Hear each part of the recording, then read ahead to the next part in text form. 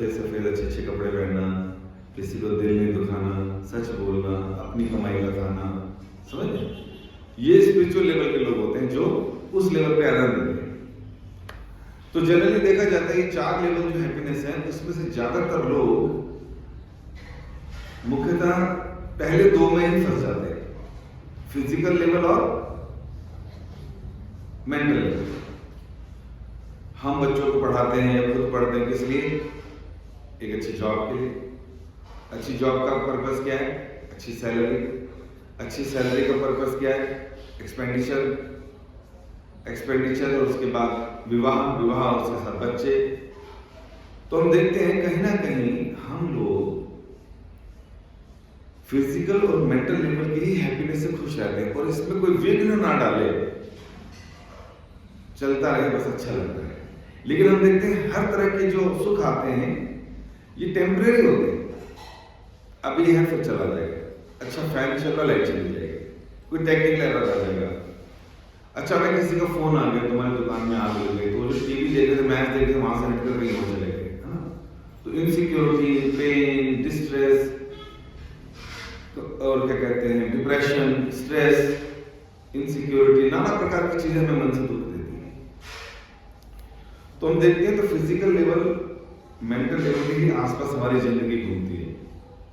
और फिर हम ये भी देखते हैं कि जब हम कंपेयर करते हैं अपने आप को, अपने सुख को दूसरे जीवों के सुख से, तो पता चलता है एनिमल लाइफ में बर्ड एंड बीस्ट भी हमारे जैसा सुख ले रहे हैं, बिना स्कूल गए, बिना कॉलेज गए, बिना प्रोफेशनल डिग्री लिए। जो काम हम कर रहे हैं अच्छी सैलरी लेके, अच्छा प्रॉफिट कमा के बिजनेस में, पशु पक्षी को वो eating, mating, defending and sleeping easily available है। आहार, निद्रा, भय और मैथुन। ईटिंग, मेटिंग मीन्स संतान उत्पत्ति, वो सब कर लेते हैं, सब कुछ आता है, अलग से एजुकेशन की आवश्यकता नहीं बच्चों को। तो फिर हम ध्यान से जब देखते हैं कि जो ह्यूमन बीइंग्स कर रहे हैं वही एनिमल बीइंग्स भी कर रहे हैं, वही bird and beast and aquatics भी कर रहे हैं, तो ऐसा फिर हमारे अंदर क्या है जो हम ये कहें कि we are the higher species on the earth, हम अलग कैसे हो? तो हमने पूछा था लोगों से, ऐसा क्या हमारे अंदर है जो हम अलग है? आप लोग बताएंगे जो पिछली बार वो नहीं, जो नए हैं वो बता दीजिए। ऐसा क्या है हमारे अंदर जो जानवर से अलग रहता है?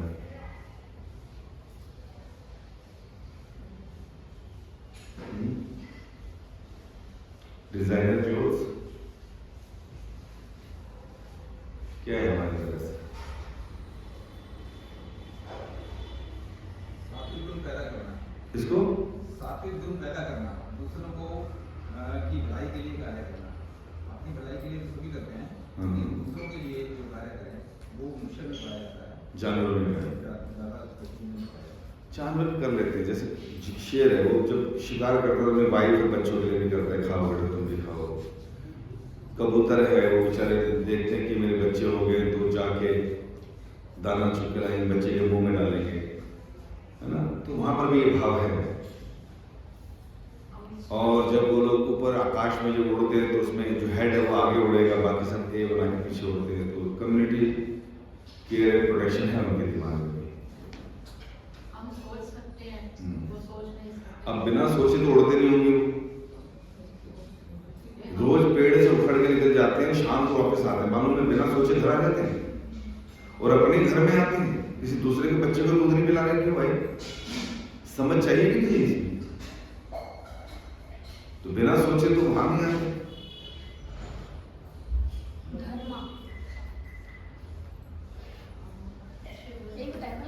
हाँ, तो मैंने कहा था पुराने वाले आंसर वाले तो बहुत सोचने समझने के बाद पता चलता है।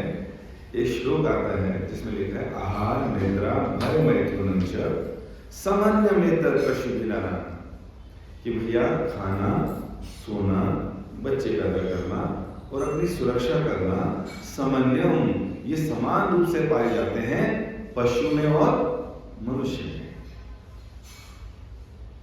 कोई अलग से कोई विशेष काम नहीं कर रहे हैं। लेकिन आगे अगले सेंटेंस में कह रहे हैं धर्मो ही देशोधिको विशेषाम, धर्मेण हीना पशुभिः समाना। एक धर्म ऐसी चीज है, रिलीजियस ड्यूटीज, रिलीजियस प्रिंसिपल्स को फॉलो करना, which is the song of the God, भगवान की वाणी है जो, उसको पालन करना, ये एक विशेष क्वालिटी है जो ह्यूमन बीइंग्स में कर सकते हैं, एनिमल्स नहीं कर सकते। और धर्म क्या है? जो भगवान ने बोल दिया वो धर्म है। तो इस तरह से धर्मो हि तेषु अधिको विशेषाम धर्मेण हीना पशुभिः समाना। अगर कोई ह्यूमन है और उसके अंदर धर्म के गुण हैं तो ही वो ह्यूमन कहलाने लायक है। अगर ह्यूमन माइनस धर्म इज इक्वल टू एनिमल। समझे? इतना आगे समझ। तो फिर हम लोगों ने ये भी समझा आगे कि हमको धर्म का पालन करना है, और उसमें ये भी कहा कि अगर ह्यूमन बीइंग्स हैं तो ह्यूमन बीइंग्स को 3 चीजों के लिए मेहनत करनी चाहिए जो जानवर नहीं करते। और वो क्या चीजें हैं? To find out the purpose of life, मेरे जीवन का लक्ष्य क्या है। दूसरा, to find out the cause of suffering, ये मुझे कष्ट क्यों आते हैं, दुख क्यों आते हैं, उसका कॉज क्या है। तीसरा, मैं हमेशा आनंद में कैसे रह सकता हूं। ठीक है, अगर ह्यूमन बीइंग से 3 चीजों का आंसर आना चाहिए। और उसके बाद हम लोगों को लगा कि ठीक है, अगर हमेशा खुश रहना है तो इसका मतलब प्रॉब्लम नहीं होनी चाहिए लाइफ में। इसका मतलब क्या है? खुशियों का दूसरा मतलब है प्रॉब्लम फ्री लाइफ। देन हम डिस्कस करते व्हाट इज प्रॉब्लम, प्रॉब्लम क्या है। तो प्रॉब्लम पर डिस्कस किया था कि जो हम बिजली का बिल, फोन का बिल, छत चोरी, ये प्रॉब्लम नहीं। मेजर प्रॉब्लम ऑफ लाइफ, उसके 3 क्राइटेरिया बताए थे। आप खुद गेस कीजिएगा, पुराने वाले में वो थे कॉमन टू ऑल। प्रॉब्लम का एक फैक्टर है कॉमन टू ऑल होना चाहिए, सबके साथ होना चाहिए। नो बडी वॉन्ट्स इट, कोई चाहता ना हो, और no one can avoid it, कोई अवॉइड नहीं कर सकता। क्या है वो प्रॉब्लम? हाँ, क्या बोला? जीवन 2 बता दिए उन्होंने। पहले क्या? अरे भाई साहब फर्रा चला दिया आपने। तो birth, disease, old age and death, ये 4 प्रॉब्लम है हमारी लाइफ की, मेजर प्रॉब्लम। एक तो बर्थ हो जाता है, तो बर्थ भी प्रॉब्लम है। माता के गर्भ में टंगे रहते हैं 9 महीने तक, फिर जब बाहर आते रोते रोते बचपन से बीमारियां लग जाती हैं। बीमारी कोई चाहता है? कोई चाहता है बीमारी? हाँ, कोई बीमारी नहीं चाहता। कोई बूढ़ा होना चाहता है? कभी नहीं। वो मरना चाहता है? बिल्कुल नहीं। मैं क्यों मरूं, तुम मरो, है ना। कुछ लोग इतने परेशान हो जाते हैं बुढ़ापे से, बीमारी से, प्रॉब्लम, कहते हैं मुझे मार ही दो भगवान। ऐसे लोग डिसाइड कहते हैं, सुसाइड कर लेते हैं, लेकिन अटके रहते हैं फिर वो। तो बता रहे हैं कि 4 हमारी लाइफ की मेजर प्रॉब्लम है, इनका सोल्यूशन ढूंढ रहे हैं। और इस तरह से फिर हम लोगों ने ये भी जाना कि ये मेजर प्रॉब्लम ऑफ लाइफ है, अगर ये हमारी लाइफ में ना हो या हमें दिक्कत ना आए तो हम सुखी रह सकते हैं, खुश रह सकते हैं। और फिर हमने ये भी देखा कि प्रॉब्लम के सोल्यूशन साइंटिस्ट भी देते हैं, फिलोसोफर्स भी देते हैं, फ्रूटेटिव मटेरियलिस्टिक लोग भी देते हैं। वो टीवी दे देंगे हमें, वो मोबाइल पकड़ा देंगे हाथ में, लेकिन ये सोल्यूशन बड़ा टेम्परेरी सोल्यूशन है। आपको दाने हो रहे हो, क्लेरिसिल लगा रहे हो, बस समझदार डॉक्टर कहेगा खून में प्रॉब्लम है, साफी पियो, ब्लड ठीक करो, है ना, रूट कॉज में जाएगा। उसी तरह अगर हम लोगों को अपनी मेजर प्रॉब्लम्स का सलूशन चाहिए तो किसके पास जाना होगा?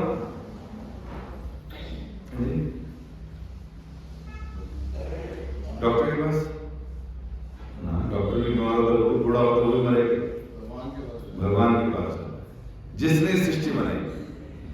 तो फिर हमने लास्ट क्वेश्चन यहीं पर छोड़ा था कि अगर आप कहते हो कि भगवान के पास जाना चाहिए तो प्रश्न उठता है, डज गॉड रियली एग्जिस्ट?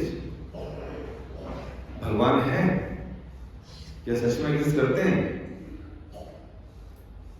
या खाली एक ये फैंटेसी है, कल्पना है।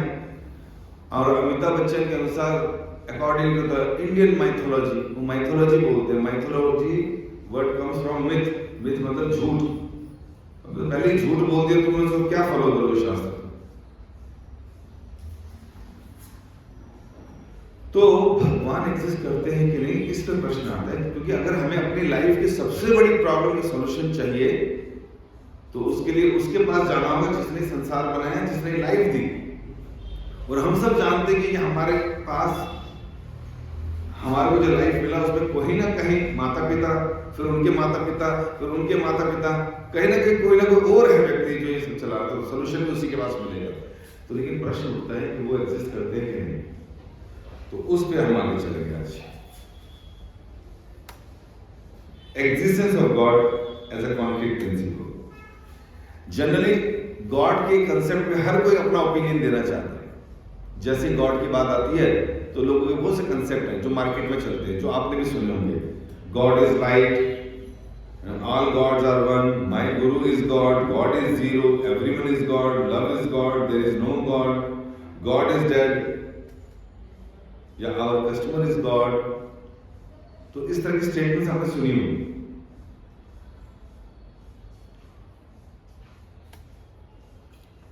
और ये पेंटिंग कहां से आ गई? किसकी ये पेंटिंग है? मोनालिसा की पेंटिंग। तो इसका कोई पेंटर भी है, आर्टिस्ट है कोई इस आर्ट? हाँ, लियोनार्डो दा विंची, उसने बनाई है पेंटिंग और आज तक चलती है। आजकल ये लैंडस्केप पे बहुत सुंदर पेंटिंग है। इसके भी आर्टिस्ट हैं मिस्टर डेविड केम्पेंगन। ये भी बहुत सुंदर लैंडस्केप है। और इसके भी आर्टिस्ट हैं जॉन ग्रीन। बड़े सुंदर, बड़ा टाइम लगा के, आप पेंटर को देखिए बहुत टाइम लगा के बनाते पेंटिंग। हमारे घर में गुलदस्ते आते हैं फ्रेश फ्लावर्स के साथ, ये मुझे भी बनाया है। अब ये फ्लावर्स देखिए, इसकी बनावट देखिए, इसकी बनावट देखिए, इसके कलर्स देखिए। इसके पीछे भी कोई आर्टिस्ट होगा है? हाँ, तो गार्डनर होगा जी। कोई कहेगा गार्डनर है जी। ये जो बर्ड हमें दिखाई दे रहा है, इसके पीक पर देखिए जो कलर भरे हैं। नेचुरल पेंट वाले भी यही से कॉपी करते हैं अपने शेड्स बनाने के लिए, शेड कार्ड बनाते हैं। तो इसको भी किसी ने कलर किया होगा? नहीं, ये तो गॉड गिफ्टेड है। ये तो जन्म से ही था इसको। ये जो नेचुरल ब्यूटी दिख रही है, इसी को देखकर तो आर्टिस्ट अपनी पेंटिंग बनाते हैं, है कि नहीं? लेकिन ये रियल पिक्चर है। तो इसका मतलब जब आर्टिस्ट एक आर्ट बना रहा है या कॉपी कर रहा है कुछ, उसको तो हम लोग फुल मार्क्स देते हैं।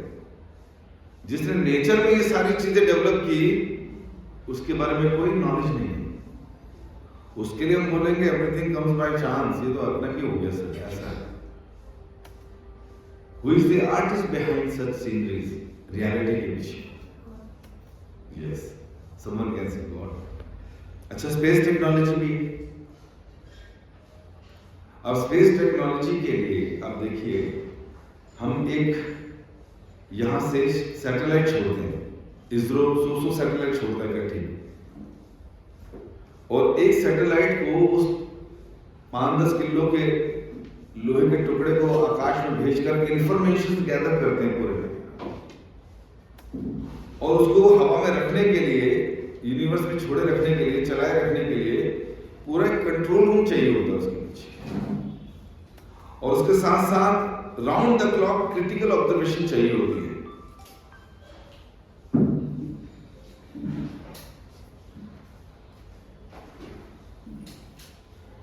और सारे पैरामीटर्स चेक करने होते हैं,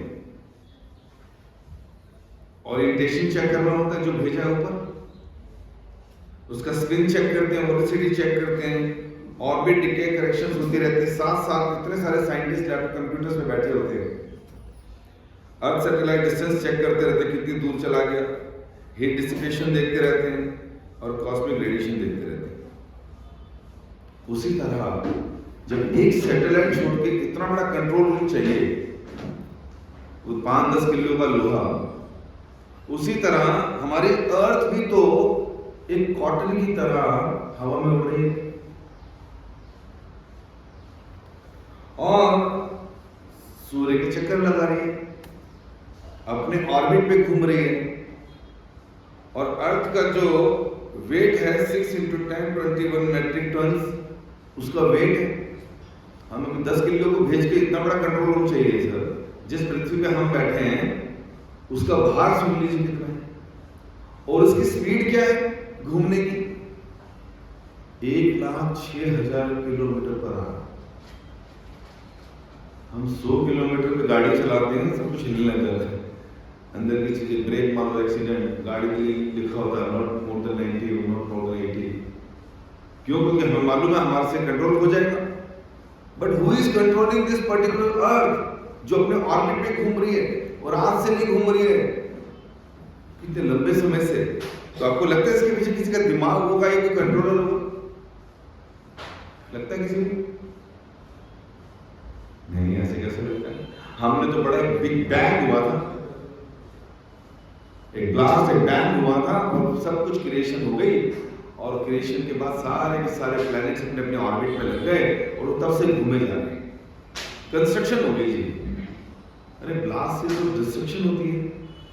जब से मैंने सुना कंस्ट्रक्शन होती है, ISIS वाले बॉम्ब भी छोड़े जा रहे हैं, कुछ कंस्ट्रक्शन होगी, कुछ कंस्ट्रक्शन होगी। क्या फिलॉसफी पढ़ रहे हैं? अरे चलो, पाश्चात्य देश, वेस्टर्न कंट्रीज का कोई इतिहास नहीं है। इधर से उधर से मलिश यमन उठे, एक देश में जाके बैठ गए और दिमाग चलाने लगे और तुक्के लगाने लगे।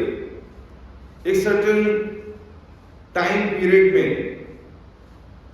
वैक्यूम क्रिएट हुआ, एक पर्टिकुलर टाइम पर वैक्यूम क्रिएट हुआ, डेंसिटी पर एक ब्लास्ट हुआ, बैंग हुआ और उससे सारी क्रिएशन हो गई। क्या बात है? वैसे साइंटिस्ट लोग हर चीज का हमें रिसर्च पेपर्स पे देते हैं, क्या हुआ, क्यों हुआ के डॉक्यूमेंट्स देते हैं। लेकिन 200 साल पहले तो उन्होंने ठीक से कहते हैं लैबोरेटरी खोलना शुरू करी है और पृथ्वी कैसे हुई उसके बारे में हमें बता रहे हैं, तुक्के लगा के। ना तो आंखों से देखा, ना रिसर्च करवाया ठीक से।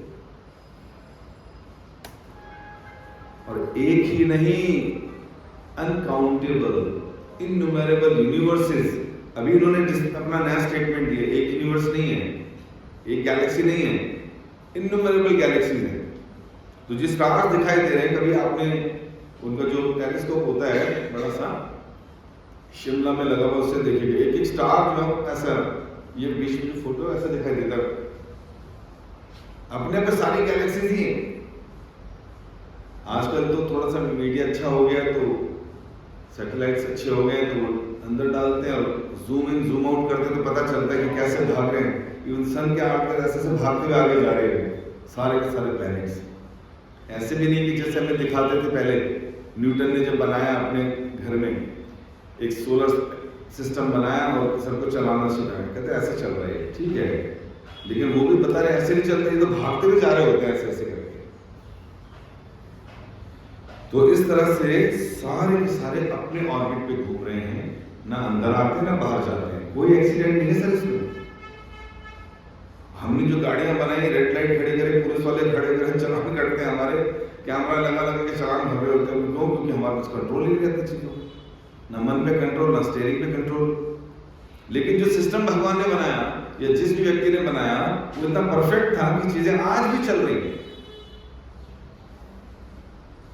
कई बार बोलते हैं साइंटिस्ट कि कुछ आ रहा है, टुकड़ा आ रहा है, पृथ्वी की तरफ ही आ रहा है, सारा सामान बेच लो, सोना चांदी बेच लो, सब खत्म होने वाला है। कोई बेचता है?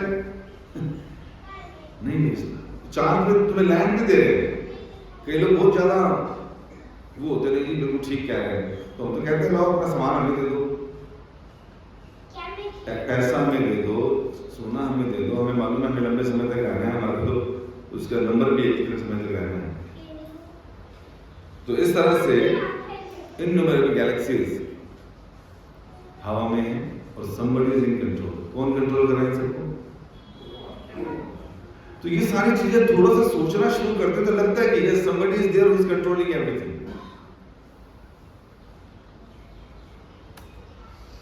आर्टिफिशियल इंटेलिजेंस, बाप रे बाप, क्या दिमाग लगा के बनाया है।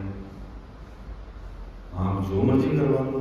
लॉयर्स बेचारे इतने पेपर भरते थे, 2 बार लिखते धड़ पेपर थे यार। डॉक्टर्स को कुछ करना है आजकल, पेशेंट ही लिखता है सारी मेडिसिन, ये दवाई बताओ, लोग डॉक्टर की जरूरत नहीं है आजकल, डॉक्टर बेरोजगार हो जाएंगे कल। तो सारी चीजें बता देते हैं, क्या कॉज है, क्या इफेक्ट है, क्या उसके अंदर होता है, कब खाना चाहिए, फिर भी नीचे लिख देता है क्या, फिर भी अपने डॉक्टर से पूछ के कर लेना। इसलिए सारे बेरोजगार हो जाएंगे। आपने यूज किया है? क्या लगता है हेल्पफुल है? तो एग्जाम में थोड़ी कर सकता है। ऑब्वियसली, पर प्रॉब्लम तो एक एक पूछे तो जवाब बड़ा कुछ दे देते हैं। लोग पेपर्स बना रहे हैं, थीसिस लिख रहे हैं, क्या नहीं कर रहे आज इससे। तो कहीं ना कहीं खाली यही नहीं है, सॉन्ग बना सकते हैं, सॉन्ग लिख कर देगा आपको, इतने बड़े बड़े सॉन्ग बना कर देते हैं। एक तो मैंने भी बनाया है, लिरिक्स मेरे, मुझे मालूम था ये जो है लिरिक्स तो वो भी लिख सकता है, लेकिन मैंने अपने लिरिक्स लिए और उसके बाद गाया भी उसने, म्यूजिक उसने दिया, और इतना धांसू जिसको सुनाऊंगा तो मुझे हिट जाएगा, जल्दी कर दो। नहीं मैं अपनी आवाज में गाऊंगा, स्टूडियो में जाकर म्यूजिक को तैयार करेंगे, तो इसलिए रोका हुआ है। तो आर्टिफिशियल इंटेलिजेंस जो है आज दुनिया को इतना मजा ले रही है, इतना इससे काम ले रही है, और लेकिन इस आर्टिफिशियल इंटेलिजेंस को भी विक्रम सुन क्या क्या बनाने वाला कोई तो ब्रेन है ना, किसी आदमी ने तो बनाया इसको भी। उस आदमी का ब्रेन किसने बनाया, ये समझना ज्यादा जरूरी है। No doubt we should appreciate such innovations, but लेकिन उसके पीछे कौन है?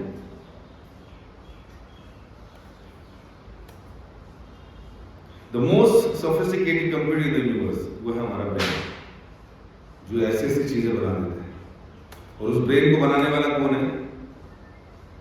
भगवान, है ना। अब हम ग्राउंड रियलिटीज में भी देखते हैं कि जनरली हमारे आसपास देखें तो हमें किस तरह के लोग नजर आते हैं। कुछ लोग बहुत सुंदर नजर आएंगे, अमीर घरों में पैदा हुए, कुछ लोगों को बहुत मेहनत करनी पड़ती है, कोई लोग सांवले रंग के होंगे, कोई बहुत गोरे रंग के होंगे, कुछ लोगों को स्ट्रगल 2 वक्त की रोटी खाने के लिए भी बहुत संघर्ष करना पड़ रहा है, कुछ लोग अपना इंटेलिजेंस यूज करके सब कुछ कर रहे हैं, कुछ अपने healthy family, born with a silver spoon, है ना, सब कुछ मिला है लाइफ में। लोग बोलते हैं मेरे को सब कुछ दिया भगवान ने जी, बड़ा खुश हुई, है ना। और कुछ लोगों को हर चीज के लिए संघर्ष करना पड़ता है। तो अगर इन ग्राउंड रियलिटीज की तरफ देखें तो मुझे लगता है कि ये सब किसने किया होगा, ऐसा क्यों, ये सुंदर मैं सुंदर क्यों नहीं, ये धनी मैं धनी क्यों नहीं, ये स्ट्रॉन्ग मैं स्ट्रॉन्ग क्यों नहीं। हु डिसाइड्स, कौन डिसाइड करता है कौन कैसा बनेगा, एंड ऑन व्हाट बेसिस। तो ये सब हमें सोचने पे मजबूर होना पड़ता है। we can choose our job, a wife or a husband, a type of car we can choose, an apartment we can choose कि कहाँ रहना चाहते हैं। तो आगे जाइए प्लीज।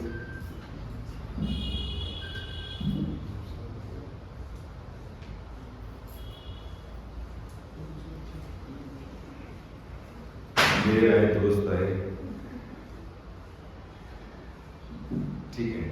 तो हम लोग चूज कर सकते हैं जॉब, अपार्टमेंट, हस्बैंड वाइफ, लेकिन हम नहीं चूज कर सकते क्या,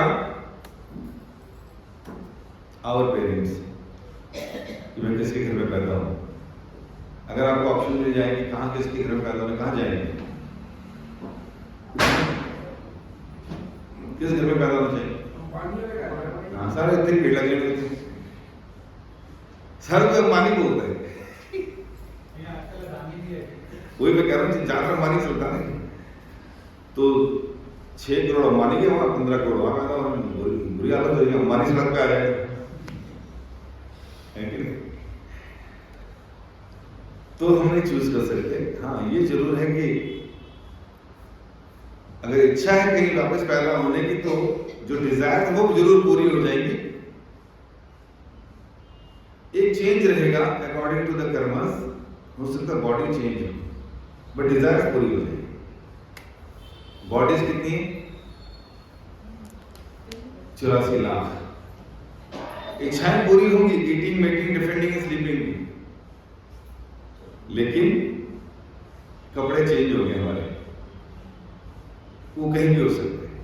इसलिए आप देखिए discovery channel, national geographic channel, सब बैठे रहते हैं कैमरा ले लेकर, हर एक का ईटिंग मीटिंग दिखा रहे होते हैं।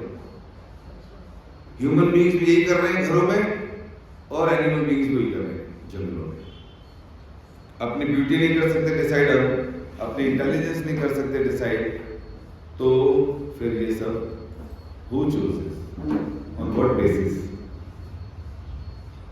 कोई तो है वो कंट्रोलर, कोई तो ये सब डाटा मेंटेन कर रहा होगा, कोई तो हमारे कर्मों को देख रहा होगा, कोई तो हमें सुंदर, कोई हमें कुरूप, कोई हमें स्ट्रांग, कोई हमें वीक बना रहा है। कौन बच्चा कहाँ पैदा होगा, कितना पढ़ेगा, क्या उसकी इंटेलिजेंस होगी, हमारे हाथ में नहीं, चाहे कितने बदाम खा लेना। तो इस तरह से ऐसी बहुत सी चीजें हैं, लेकिन कईयों को लगता है बाय चांस होता है। कि सच में बाय चांस होता है कि भगवान ऊपर सिक्का उछाल रहे, जा भाई इधर जा, फिर सिक्का उछाला, चल भी तो इधर पैदा हो जा, चल तेरे कहते हैं जब ऊपर वाला बुद्धि बांट रहा था, कहाँ थे तुम? केवल चुप बनते हैं इस तरह के। तो नहीं, ऐसा नहीं है। बुद्धि, गुण, बड़ी सारी चीजें हम अपने पास्ट लाइफ से लेकर आते हैं। तो ये सब जो यूनिवर्सेस घूम रहे हैं, ये सब बाय चांस है क्या? No, we see order and systematic arrangement in the universe. There is a brain behind this. एक अपार्टमेंट चलाना है तो आपने इसके लिए भी सोसाइटी बना रखी, कोई प्रधान होगा, कोई वाइस प्रेसिडेंट होगा, कोई सेक्रेटरी होगा, रोज का काम होगा, प्लम्बर बुलाओ, इलेक्ट्रिशियन बुलाओ, ये करो वो करो, भैया यहाँ ये कर जा, वो कर जा, सिक्योरिटी गार्ड देखना पड़ता है कि नहीं? एक आदमी को अपना घर देखना पड़ता है। तो जब घर को अरेंज करना है, सोसाइटी को अरेंज करना है, हर जगह हमें मैनेजर चाहिए, तो इतना बड़ा यूनिवर्स चल रहा है, ये बाय चांस चल रहा है। How can it possible? थोड़ा तो ब्रेन रखना चाहिए ना समझने के लिए। जी नहीं। तो इस तरह से माइक्रो से मैक्रो तक का world is being controlled by some supreme personality.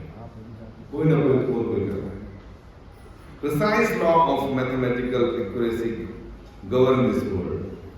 ऐसा नहीं है कि हर चीज अपने आप हो रहा है। क्या साइज है, क्या डिस्टेंस है, कितनी स्पीड से मूव करेगी चीजें, क्या नक्षत्र हैं, किसको किस कर्म का फल कब मिलना है, कैसे मिलना है, कहां मिलना है, everything is govern by the supreme authorities.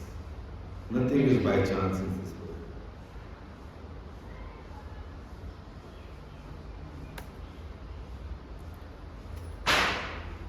हाँ, ये बात भी अच्छी है। ठीक है, लग तो रहा है कि भगवान होते हैं कुछ, है ना, इतना कुछ मेंटेन हो रहा है, somebody is there, you can feel that controller is there, और लग रहा है कि उसको नाम भी दे रखे हमने गॉड, है ना। तो if God is there, can you please show me the God? अगर दिखाओगे तो ही मानेंगे, अदरवाइज हम डंकर रहेंगे। पहले दिखाओ तो मानेंगे। और ये हमारे बच्चे भी बोलते हैं, अच्छा मम्मी भगवान है, दिखते क्यों नहीं है? हम कहते हैं बेटा दिखते तो हमें भी नहीं, क्या करें। तो मंदिरों में आते पंडित जी भगवान दिखते हैं, ये तो मूर्ति है। अरे आप तो झूठ बोल रहे हो, ये तो बोलते नहीं, ये तो खाते नहीं, है ना। तो लोगों को सोचना पड़ जाता है क्या बोले इस बारे में। तो ऐसे लोग बोलते हैं जी can you please show me the God, अगर दिखाओ तो मानेंगे। तो इस प्रश्न ठीक है, बट इसमें दो इसमें कह रहे हैं a fundamental mistake in the understanding of God is there are two mistakes we do. Number one, God is not our order carrier. कि जब बुलाएं तब आ जाए, जाओ भगवान को बुला के लाओ, थप्पड़ पड़ेगा। तेरे बुलाने पे काउंसलर नहीं आता, आता है, एमएलए नहीं आता, एमपी नहीं आता, फील तो यहाँ बैठ के भगवान को भी कर रहे हो। तो पीएम नहीं आ सकता। तो जब इस संसार के नाली, दुकानें, गार्डन, सड़कें बनाने वाले लोग हमारे पास नहीं आ सकते, ये एमएलएमपी का ही काम होता है, पुल बनवाना, सड़कें बनवाना, ये सब बनवाना है कि नहीं, मेजर काम का ये। तो ये वर्कर्स, गवर्नमेंट वर्कर्स हमारे सामने नहीं आते, हमारे बुलाने पर हमें जाना पड़ता, लाइनें लगानी पड़ती, अपॉइंटमेंट्स लेनी पड़ती। और हम कह रहे हैं कि भारत को नहीं, पूरे 200 देशों को चलाने वाला, पूरी पृथ्वी को चलाने वाला और दूसरे यूनिवर्स से चलाने वाला जो अलग ही कहीं बैठा है, हम कह रहे हैं तू हमारे सामने, फिर मानेंगे।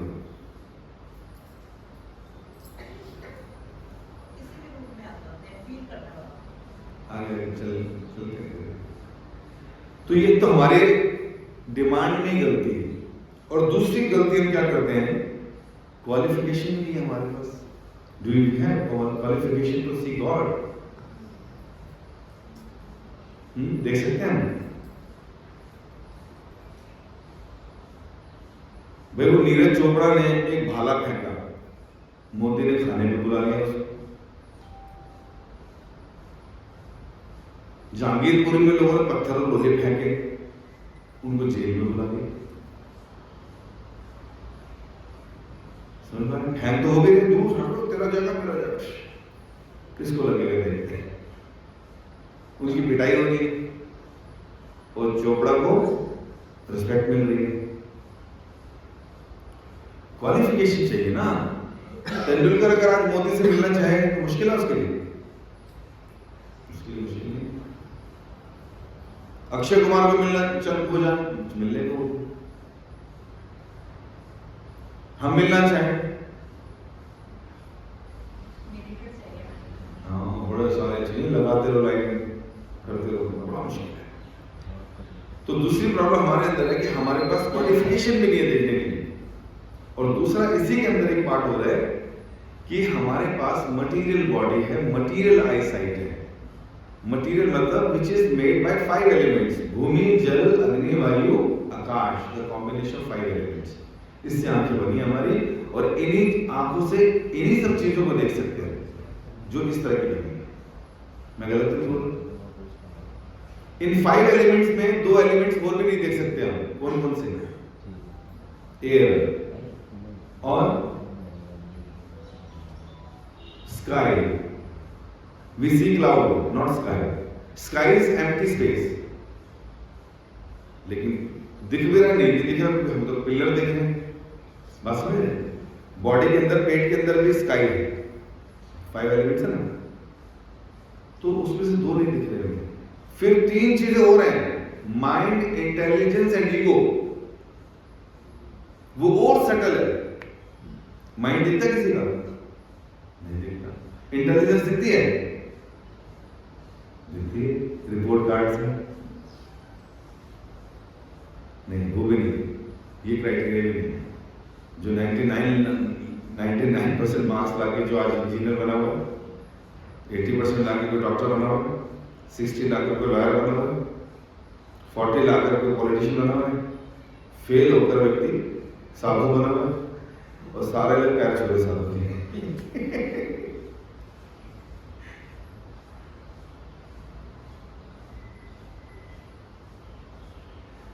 तो मटेरियल आई से मटेरियल चीजें देखी जाती हैं, सटल चीजों में माइंड, इंटेलिजेंस, ईगो नहीं देखी जा सकती। तो भला भगवान जो सटलिस्ट हैं उनको कैसे देख सकते हैं? ठीक है कि तो हमारे अंदर क्वालिफिकेशन नहीं होगा। और फिर अगर देखने की बात करें तो किसी भी चीज को समझने के लिए जनरली 3 एस्पेक्ट हैं। एक है प्रत्यक्ष प्रमाण, दूसरा है अनुमान प्रमाण, और तीसरा है शब्द प्रमाण।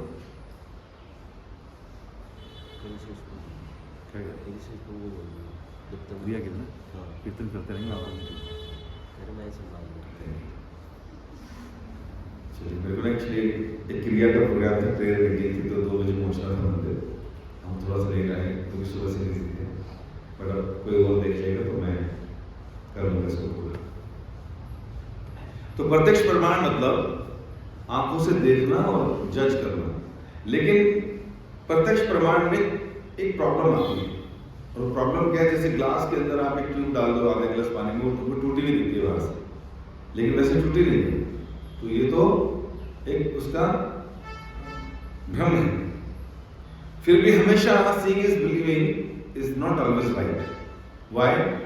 क्योंकि चार चीजें इसमें ऐसी, चार चीजें क्या हैं? एक तो हमारी इम्परफेक्ट सेंसेस, हमारी जो सेंसेस है, नॉलेज एक्वायरिंग सेंसेस, आंख, आई, नोज, टंग, ईयर और टच, ये 5 नॉलेज एक्वायरिंग सेंसेस चलाते हैं, नॉलेज गेन करते हैं इससे। आंख से क्या नॉलेज गेन करते हैं? कलर्स देखते हैं, लोगों को जान पहचान। ईयर से शब्द सुनते हैं, अच्छे हैं, बुरे हैं, खट्टे हैं। टंग से स्वाद, स्वीट एंड सोर, और नाक से स्मेल, दुर्गंध है, सुगंध है, नॉलेज है ना। और टच से hot and cold, soft and hard. तो ये 5 नॉलेज एक्वायरिंग सेंसेस है। लेकिन ये इम्परफेक्ट है, ये 5 सेंसेस हमारे इम्परफेक्ट है। इम्परफेक्ट का मतलब, जैसे एक तो एग्जांपल ग्लास के अंदर वाटर का दे दिया, दूसरा छत पे खड़े होकर चाइना दिखता है या चांद दिखता है? चाइना, चांद दिखता है। दूर कौन सा है? चांद है ना। तो चांद दिख रहा है, चाइना नहीं दिख रहा। और भी क्या चीज है जो हमें प्रत्यक्ष प्रमाण में दिक्कत करती है? बताइए। जैसे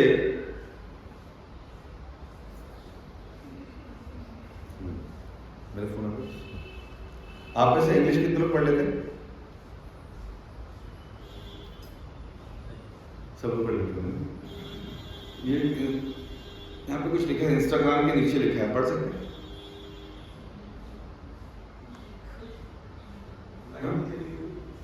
दोबारा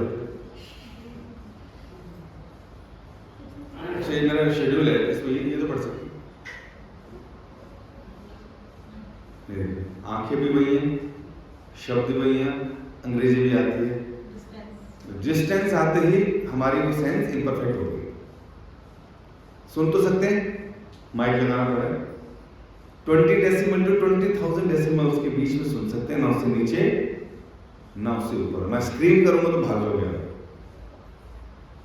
है कि नहीं? तो इस तरह से हमारी जो सेंसेस हैं ये इम्परफेक्ट है। अब इम्परफेक्ट सेंसेस होने की वजह से हम लोग बहुत सी, हम भ्रम में रहते हैं। भ्रम मीन्स इल्यूजन, और इल्यूजन में तो हमसे बहुत सारी गलतियां होती हैं। जैसे कमरे में अंधेरा हो, आप कमरे के अंदर जाएं, आपको पैर में कुछ लगेगा, ये पाइप क्या किसने लग दिया? लाइट जैसे चलाएंगे तो पाइप भी सांप है ना। तो इल्यूजन, इम्परफेक्ट सेंसेस समझ नहीं पा रहे, इतना उछलेंगे छेद हो जाएगा दीवार पर, है कि नहीं? और इसलिए भ्रम में रहने के बाद हम गलतियां करते हैं, टू कमिट मिस्टेक। और फोर्थ इज चीटिंग प्रोपेंसिटी, तो छुपाते नहीं। आपने देखो बच्चे जो स्कूल जाते हैं तो बचपन से झूठ बोलना शुरू कर देते हैं। मैम कहते हैं होमवर्क क्यों नहीं किया? हाँ, पेट में दर्द हुआ। किसने सिखाया नहीं उसको? ये टेंडेंसी है व्यक्ति की, अपने चीजों को छुपाना, अपनी गलतियों को छुपाना, लोगों को धोखा देना, ये टेंडेंसी बन चुकी है। तो 4 तरह की ये हमारे अंदर डिसएफिशिएंसी है। इसलिए हमारा डायरेक्ट परसेप्शन हमेशा खराब होता है, रिजल्ट्स ठीक नहीं आते। दूसरा है अनुमान प्रमाण, नॉलेज ग्रैब करने का। अनुमान मतलब फोरकास्ट करते हैं, तुक्के लगाते हैं, अनुमान लगाते हैं, गेस करते हैं। इसमें ज्यादातर चीजें खराब ही रहती हैं। जैसे एक बार 3 डॉक्टर थे, ऑर्थोपेड बैठे थे, एक न्यूरोसर्जन था और एक फिजियोथेरेपिस्ट था। तीनों बैठे थे, लंच के टाइम बैठे थे, तभी देखा एक लेडी जो है लंगड़ाती भी आ गई थी। तो तीनों ने गैस करना शुरू किया कि बता इसको क्या प्रॉब्लम है।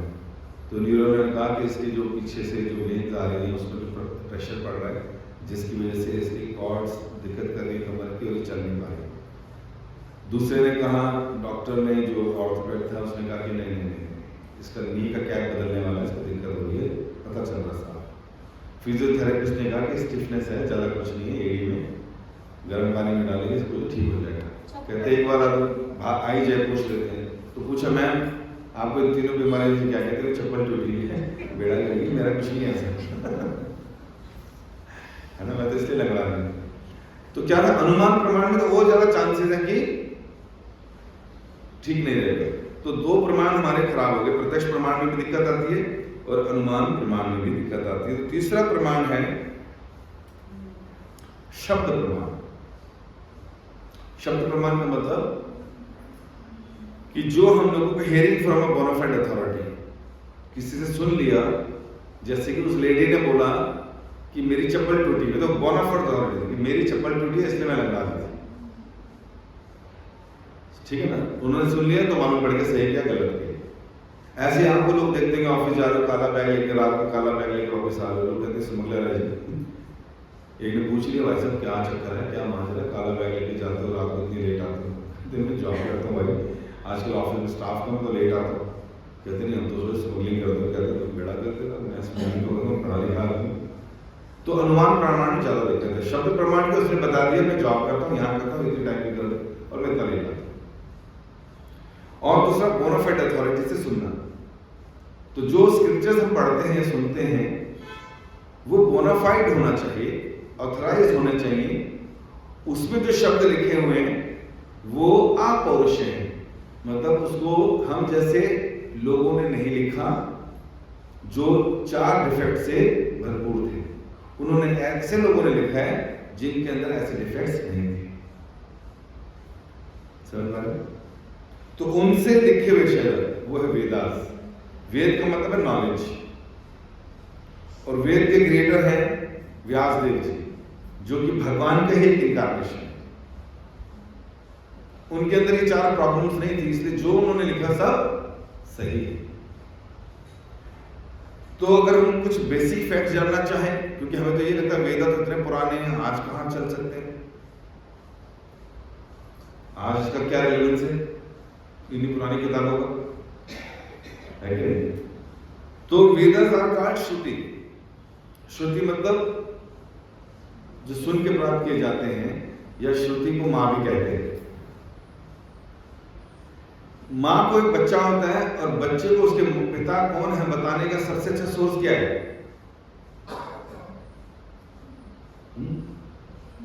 मां। मां तो बताएगी पिता कौन। क्या कर रही मां? मेडिकल साइंस आज बहुत एडवांस कर चुकी है, मैं खुद पता लगना मेरे पापा को है। क्या मतलब मैं बता रहे तेरे पापा नहीं, मैं खुद पता लगा। मेरे ब्लड ग्रुप के लोग इन 7 अरब लोगों में से अलग हो गए। फिर डीएनए टेस्ट आ गया, वो भी कराऊंगा, तो 700-800 साल में कर लेगा। फाइनली वही व्यक्ति निकलेगा जो मां बताएगा। तो क्या करना चाहिए? इसकी माननी चाहिए, मां की मान लेते थे, एक्सपेरिमेंट नहीं करने चाहिए। उसी तरह भगवान कौन है, उनसे हमारा क्या संबंध है, वो कैसे दिखते हैं, उनकी इंफॉर्मेशन कौन देगा? मां, श्रुति, वेदास देंगे। हर कोई ऐरा गहरा नथु खैरा कहीं से सुन लो यार, मैं दासना तेनू भगवान कौन है। और मैं जो खेलदा सी ना, मेरे साडे को बाबा बैठा हुंदा सी, वो कहंदा मैं ही भगवान हां। मैं तो उत्ते मत्था टेका, मेरा मैं पास हो गया, मेरे लिए तो भगवान ही हो गए। वो मेरी नूह ਨੂੰ ਜੀ ਮੁੰਡਾ ਨਹੀਂ ਹੁੰਦਾ ਸੀ, ਬੜੇ ਚੱਕਰ ਲਗਾ ਲਿਆ ਸੀ। ਤੇ ਸਾਡੀ ਇੱਕ ਮਾਤਾ ਆਉਂਦੀ ਸੀ ਕਿਸੇ ਨੂੰ, ਅਸੀਂ ਉੱਥੇ ਮੱਥਾ ਟੇਕਿਆ, ਉਹਨੇ ਕਿਹਾ ਜਾ ਤੇਰਾ ਕੰਮ ਹੋ ਜਾਊਗਾ। ਮੈਨੂੰ ਵਿਭੂਤੀ ਦੇ ਦਿੱਤੀ, ਉਹ ਮੈਂ ਲਗਾਈ ਉਹਨੂੰ, ਮੇਰਾ ਪੁੱਤਰ ਹੋ ਗਿਆ, ਪੋਤਾ ਦੋਤਾ ਪੋਤਾ ਹੋ ਗਿਆ। मैं तो उन्हीं भगवान माननी है, ऐसा हो गया। ऐसे गली गली में भगवान ढूंढोगे तो भैया 33 करोड़ देवी देवता, 66 करोड़ भगवान निकलाएंगे। तो जो अपनी इच्छाएं पूरी करने के चक्कर में आए दिन अपनी ट्रॉफियां बांटते रहते हैं, डेजिग्नेशन बांटते रहते हैं, मेरे भगवान ये, तेरे भगवान वो, मेरे भगवान ये, तो ऐसे तो नहीं चलेगा। भक्ति समझदारों का खेल है, बेवकूफों का नहीं।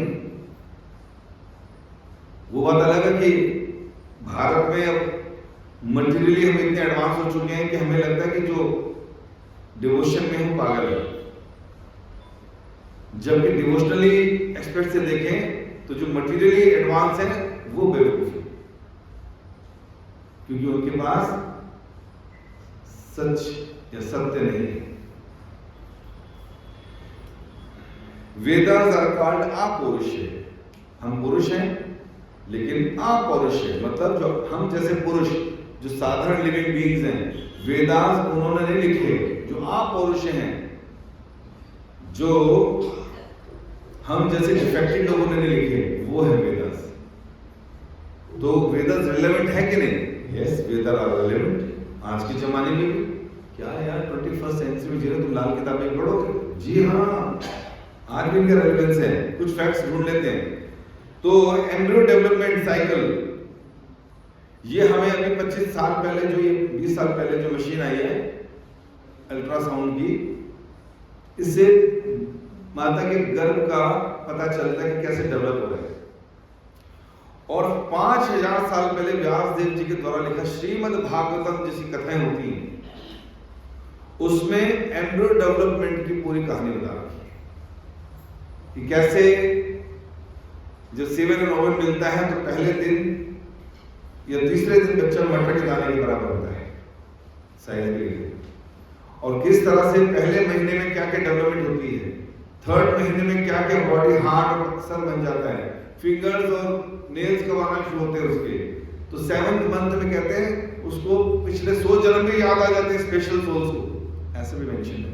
और वो अंदर प्रार्थना करते हैं कि भगवान मैं प्लीज कर गया, मैंने इतना कुछ देख लिया, मुझे यहाँ से बाहर निकालो, आपका भजन करूंगा। माता के गर्भ में बच्चा ऐसी प्रार्थना करके आता है, तो स्पेशल सोल्स। और यही एक्सपीरियंस एक बार एक डॉक्टर को हो गया, और एक दिन मंदिर में आया, सर आपकी लाइफ मेंबरशिप चाहिए। मैं हैरान में, क्या हो गया? कहते जी मैं, मेरे फादर गुजर गए, तो मैं घर में बैठ के ना पंडित जी से वो सुनता था, क्या गरुड़ पुराण सुनता था। कहते मैंने सुना उसमें यही सब डिस्क्रिप्शन दिया हुआ था कि पहले दिन कितना, तीसरे दिन कितना, 7वें दिन कितना, महीने में कितना। कहता मैं हैरान हो गया, मैंने कहा इतनी पुरानी किताब में लिखा है। कहते पंडित जी किसने लिखी है? कहते व्यास देव जी ने लिखी है। कहते बट ये तो हम मेडिकल साइंस में पढ़ते हैं। कहते इसलिए मेरा फेथ डेवलप हो गया स्क्रिप्चर्स के प्रति, और इस तरह से उसका विश्वास बढ़ा, उसने ग्रंथ ही पढ़ने लगा। वैदिक फैक्ट्स में उसमें भी फायर बैक्टीरिया, पहले कहते हैं पानी उबाल के पी लो बैक्टीरिया मर जाते हैं, आज कहते हैं नहीं जी नहीं, कितना ही उबाल लो, जरा फायर बैक्टीरिया आल्सो, वो नहीं मरते। और हमारे शास्त्र तो बता रहे हैं कि फायर भी एक लिविंग बीइंग है, उसके अंदर भी जीवन है, सूर्य में भी जीवन है। ये तुम चांद के चक्कर लगाया थे कि ठंडा ठंडा है वहां, और पता नहीं लगा भी नहीं कि कहां, जैसे अमेरिका ने बेवकूफ बनाया 50 साल से, स्टूडियो में वीडियो बनाकर भेज देते हम चांद में आए, और बाद में सारे एस्ट्रोनॉट्स को मरवा दिए। तो सूर्य में भी लाइफ है, क्योंकि वहां फायर प्रूफ लोग रहते हैं, हमें इन आंखों से नहीं दिखते, और उनकी बॉडीज ऐसी नहीं जैसे हमारी, इसलिए हमें लगता है कि वहां कोई नहीं रहता। ये चांद पे कोई नहीं रहता, मिट्टी उठा उठा के ला रहे हैं, आप चेक कर लो भैया, शायद जीवन मिल गया, प्लॉट काट लें, आपको चाहिए तो प्लॉट हम भी काटेंगे। 20 लाख का 100 गज का प्लॉट है, जब मिलेंगे तो हम आपको दे देंगे। ये पोस्ट डेटेड चेक देते रहेंगे साइंटिस्ट, और अपना जीवन खराब करते रहेंगे। तो फायर बैक्टीरिया होते हैं, एंटीसेप्टिक या काऊ डंग, पुराने घरों में आज भी चले जाओ, आज भी गोबर का लेप करते काऊ डंग का। मेरा भी जाना हुआ था, तो मैं फिर भी देखा, मेरे पुराने घरों में जब जाता था पहाड़ों में, तो किचन में चला गया, एक माता जी थी, उन्होंने मुझे बना के खिलाया, और सबका हो गया, तो उन्होंने वहीं से बाल्टी में था मिट्टी का और गोबर का लेप, उसने वहीं पे मारा, पहुंच के मारने की जरूरत नहीं, बस वो मारा, चलो जी नेक्स्ट डे के किचन पे आए, सूख जाएगा, और कोई जीव कीटाणु नहीं आता उस पर। फिर plants have life, Jagdish Chandra Bose ने बताया, और रिसर्च करके और नोबेल पुरस्कार मिल गया उनको।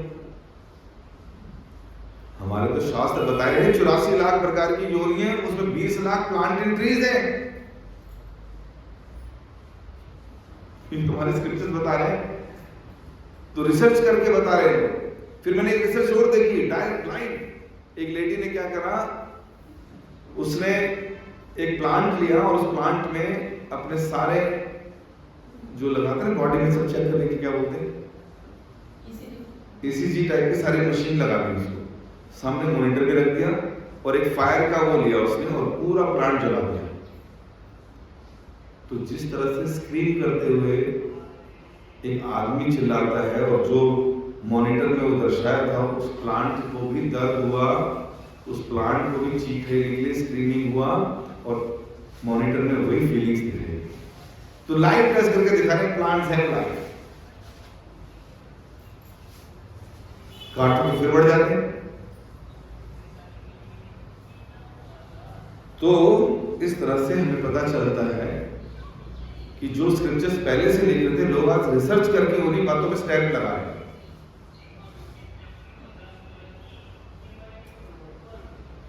और भी बड़ी सारी वैदिक प्रेडिक्शंस जो हजारों साल पहले हो गई थी वो बाद में पूरी हुई और कुछ अभी होगी। तो इसलिए हमारा फेथ बढ़ जाता है कि yes, Vedas are still relevant, उसमें जो चीजें लिखी हैं। तो वैदिक प्रेडिक्शंस क्या हैं? 1.3.24 में 5000 साल पहले लिखा गया ये ग्रंथ भागवत। अगर बैठने में दिक्कत हो रही चले ले लो, मुझे भी दिक्कत होगी उधर बैठो, नहीं तो ना दर्द में ध्यान रहेगा, इधर ध्यान नहीं रहेगा। बैठो प्लीज, ऊपर बैठो। नहीं इसको कोई नहीं मानेगा, बुढ़ापा आ गया, मैं भी ऐसे बैठता हूँ। बैठो बैठो, good. Utility is the principle. Very good. आपको तो दिक्कत नहीं? Very good. तो देखिए बुद्ध अवतार होंगे ये 5000 साल पहले बोल दिया और 2500 साल पहले बुद्ध अवतार होकर चला गया। ठीक है, माता पिता का नाम सब बता गया। और उसके बाद भविष्य पुराण में क्राइस्ट आएंगे, क्रिश्चियन धर्म की स्थापना करेंगे, ये लिखा है।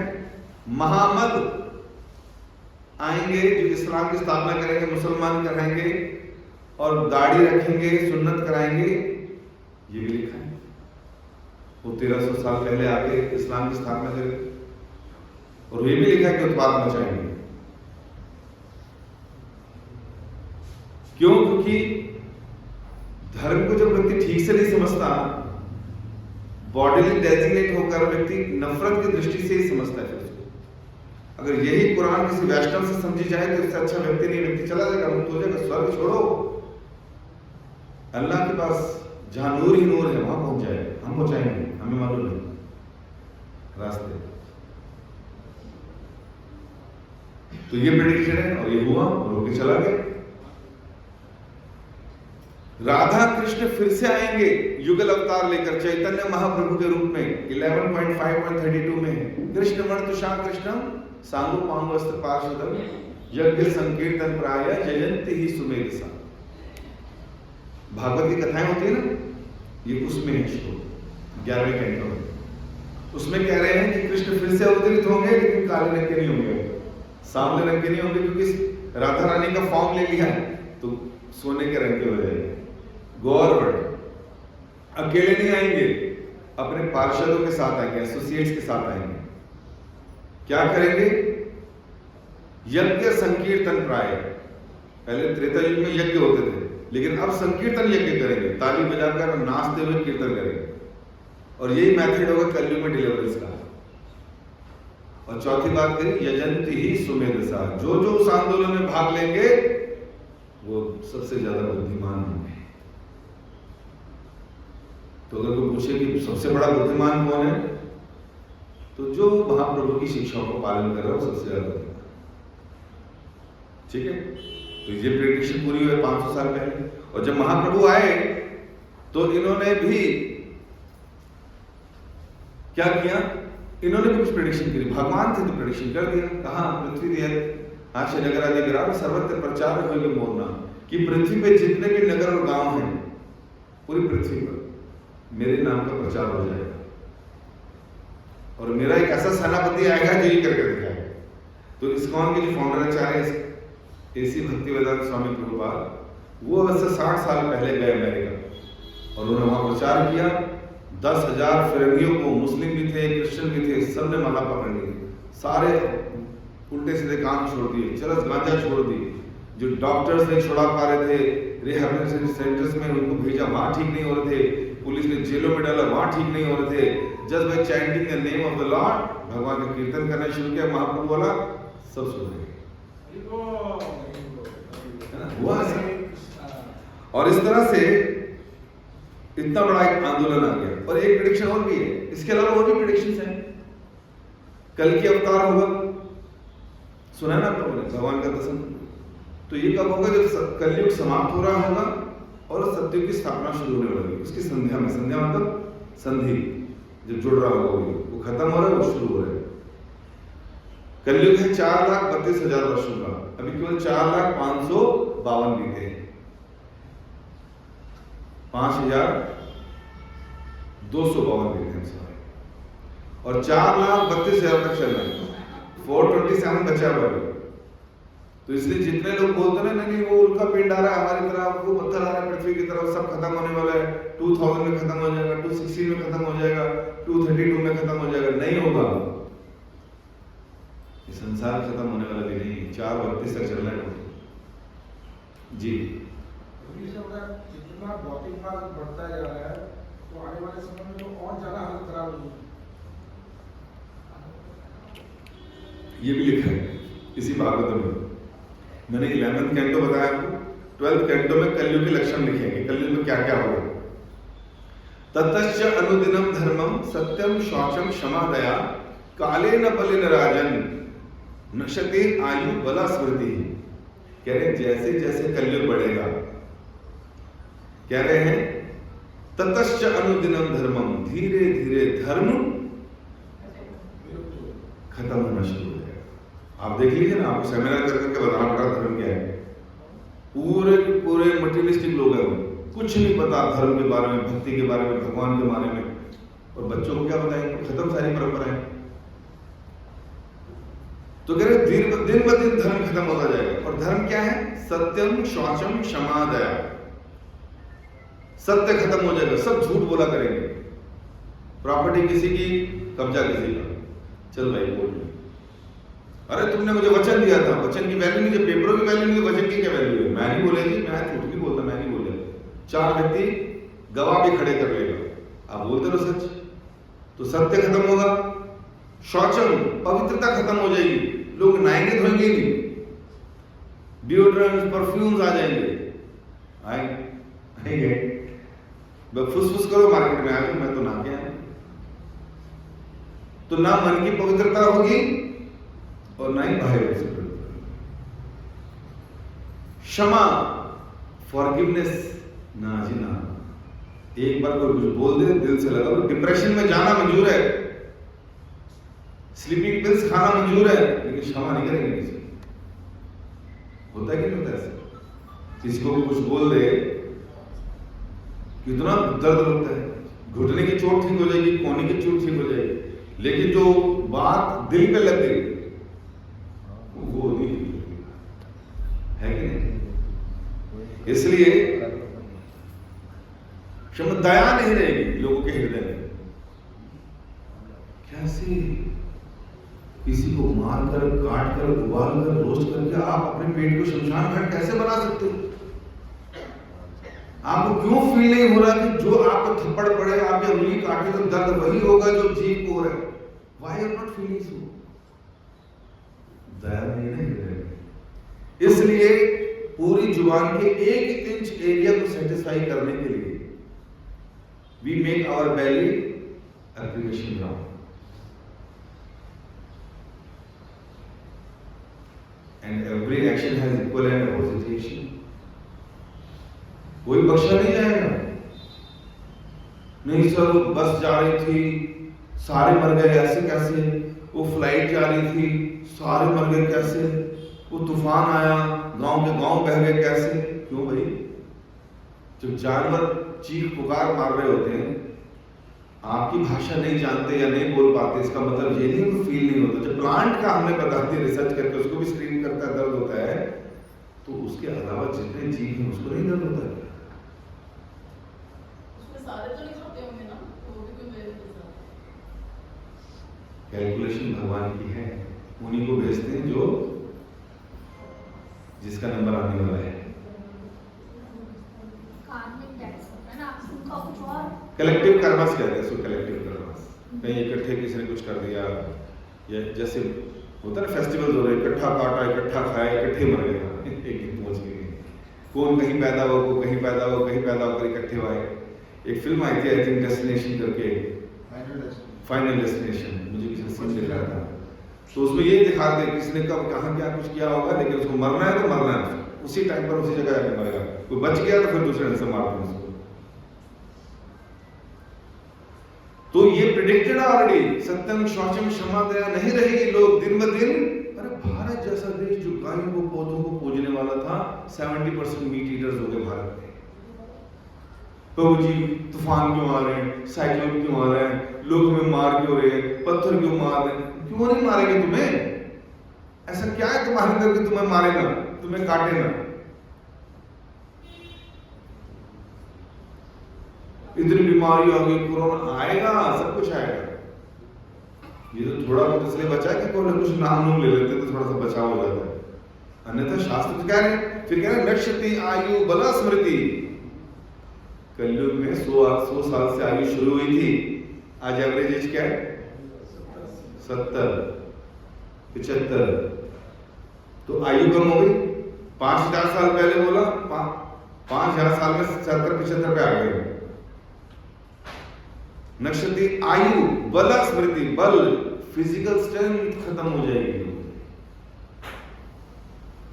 स्मृति याददाश्त, कितना याद रखता है चीजें, लोग याद आती है, हर चीज के लिए रिमाइंडर चाहिए। तो आपने जो बोला कि और क्या लिखा, तो इसमें लिखा है पूरा चैप्टर है इस बात पे कि कलयुग के लोग कैसे होंगे। लावण्य केश धारण, बालों से ही सुंदरता पहचानी जाएगी। इसलिए देखो लोग बालों के साथ क्या क्या करते हैं, काले नीले पीले गुलाबी, यहां से काट डिजाइन बना, है ना, कि कलयुग में लोग बालों से अपनी सुंदरता। और फिर जिसकी लाठी उसी की भैंस, ये भी लिखा है कि जो कपटी होगा लेकिन पब्लिक के लिए अच्छा बोलेगा, सब उसकी जय जयकार करेंगे। जो जिस दिन नहा के पब्लिक में आ जाएगा वो अपने बड़ा महान समझेगा। ये सब चीजें लिखी हुई है। तो इसके अलावा भी ब्रह्मा जी के एक दिन में 14 मनु आते हैं, 14 मनु। जैसे हमारे एक दिन में 12 घंटे होते हैं, ऐसे ही ब्रह्मा जी के एक दिन में 14 घंटे होते हैं। वो हर घंटे का एक नाम है, चाक्षुषु मनु, विवस्वान मनु, है ना, ऐसे सबके नाम है। व्यवस्थित मनु, वीर सावरणी मनु, है ना, ऐसे सबके नाम है। और इनका ड्यूरेशन ऑफ लाइफ क्या है? 72 कल्प, 72 सतयुग त्रेता द्वापर चतुर्युग, कैसे 72 चतुर्युग। अभी जो चल रहा है सतयुग त्रेता द्वापर कलयुग चल रहा है ना, तो ऐसे 72 टाइम्स बीतेंगे तो एक मनु अपनी पोस्ट छोड़ देगा। एक चक्र पूरा होता है तो उसको एक कल्प कहते हैं। हाँ, एक मनु मान लीजिए।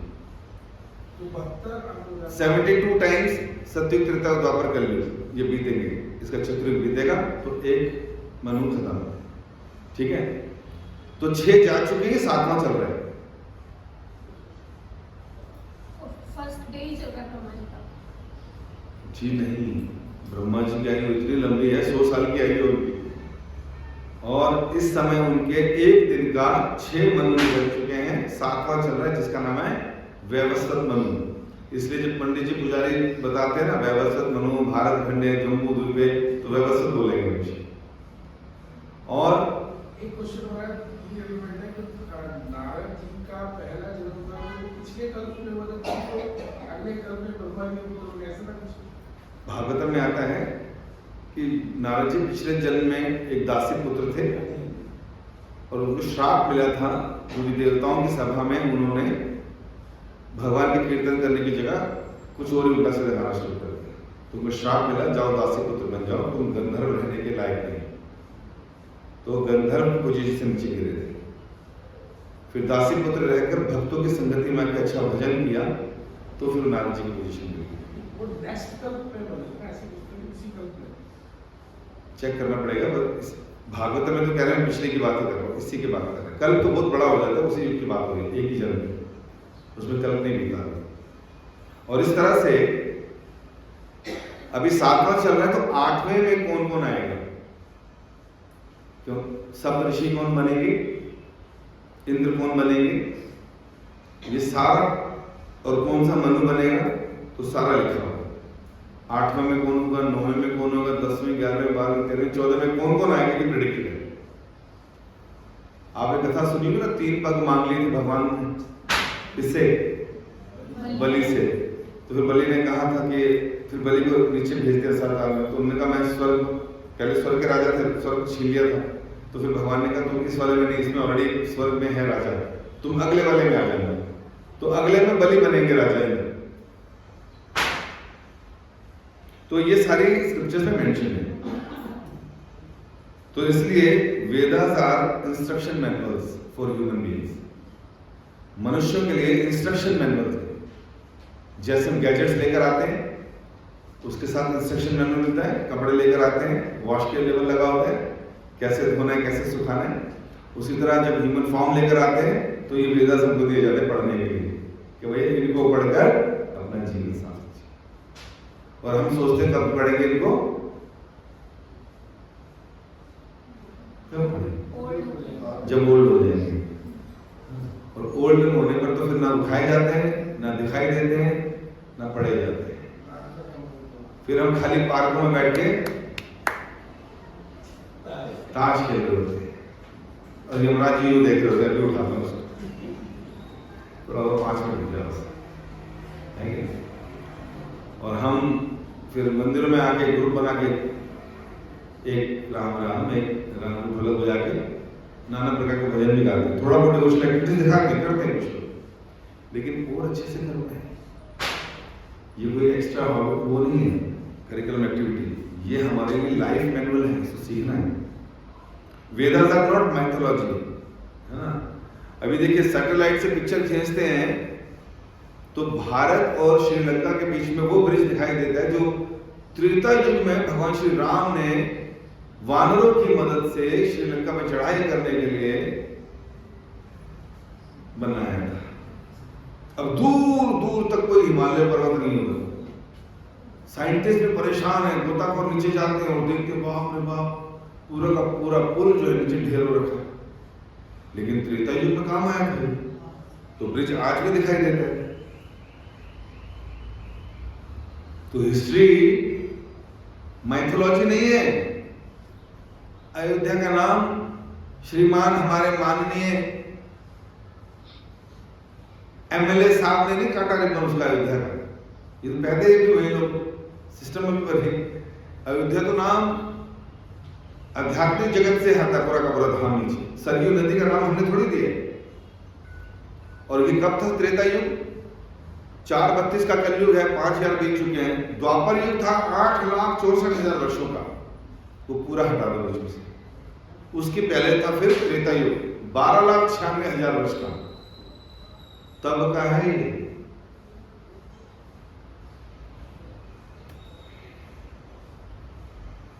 और इतने बोल्डर दिखाई देते हैं ना, जब द्वारका के नीचे जाते हैं लोग समुद्र के नीचे, तो भगवान की द्वारका नगरी जो डूबी हुई है उसके बोल्डर्स, उसके पिलर्स सब कुछ दिखाई देता है आज। किसने बनाए भाई ऐसे बड़े बड़े महल? किसने डुबाए? विश्वकर्मा जी के द्वारा बनाया गया था। तो ये सारी हिस्ट्री है। और साइंटिस्ट हमें कहते हैं कि ह्यूमन बीइंग बंदरों से है। क्या बात कर रहे हो यार? हम पढ़ रहे वेस्टर्न कल्चर को, जिनके पास कोई इतिहास ही नहीं था, वो अपने इतिहास से सोचे हम क्या लिखे। तू बता यार क्या लिखे? बंदर से मिलते हैं, बंदर लिखते हैं, चल बंदर ही लिखते हैं। ये क्या बंदर है? नहीं, जॉ मिलता है, हरकतें मिलती हैं, शेव कर दिया, उसने ये कर दिया, फिर सीधा खड़ा हो गया, पहले पत्थर से मार, ये दिखाते हैं हमें। हमारा इतिहास तो देखो। आप अपने गोत्र देखो, किसी का कश्यप होगा, किसी का भारद्वाज होगा, ये ब्रह्मा जी के मानस पुत्र हैं। सृष्टि के आरंभ में जो रहते उसी गोत्र से आ रहे होंगे आज। ऐसे कैसे बंदरों से आए थे? डार्विन आया होगा बंदर से, हम तो नहीं आए। और फिर सतयुग से पहले भी तो था, फिर कलयुग, ये सृष्टि कभी खत्म नहीं हुई। महाप्रलय आती है जब ब्रह्मा जी का पूरा अंत होता है। तो लाखों करोड़ों खरबों सालों का इतिहास है, ये कभी खत्म नहीं हुआ आज तक। इसलिए इसको बोलते हैं सनातन। सनातन मतलब था, है, रहेगा।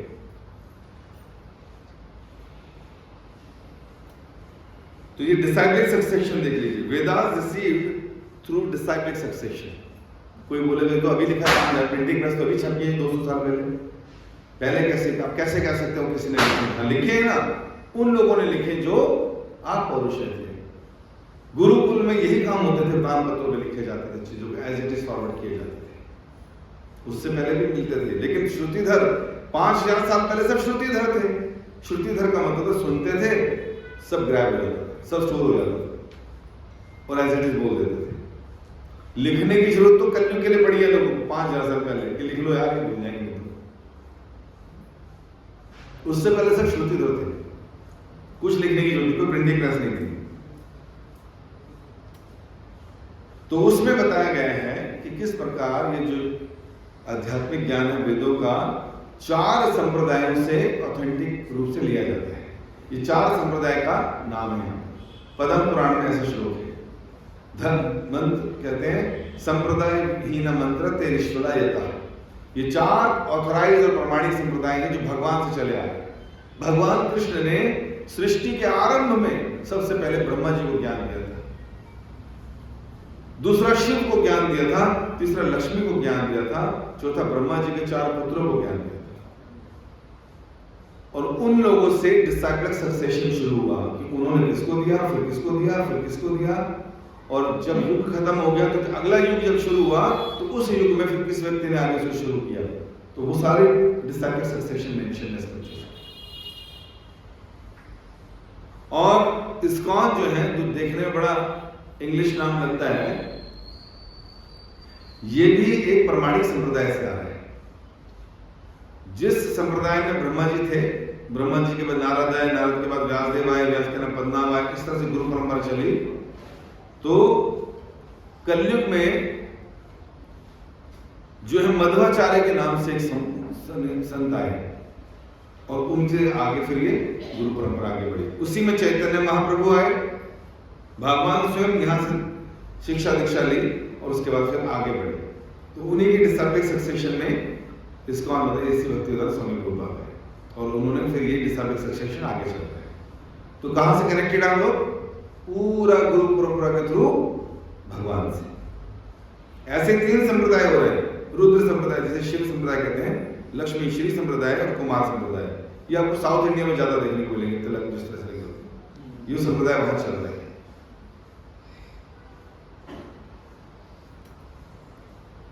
अब कोई व्यक्ति कह सकता है कि इतने सारे स्क्रिप्चर्स और इतने सारे धर्म क्यों फिर, जब शास्त्र है ही और टीचर भी समझ आ गई, तो फिर इतने सारे स्क्रिप्चर्स की क्या आवश्यकता थी कि कुरान भी है, कुरान भी है, ग्रंथ साहिब भी है, बाइबल भी है, सीधा एक ही ग्रंथ होना चाहिए था। बात तो ठीक है, शंकराचार्य जी भी यही कहते थे कि एक ही ग्रंथ होना चाहिए, भगवत गीता पूरे संसार समझ जाएगा।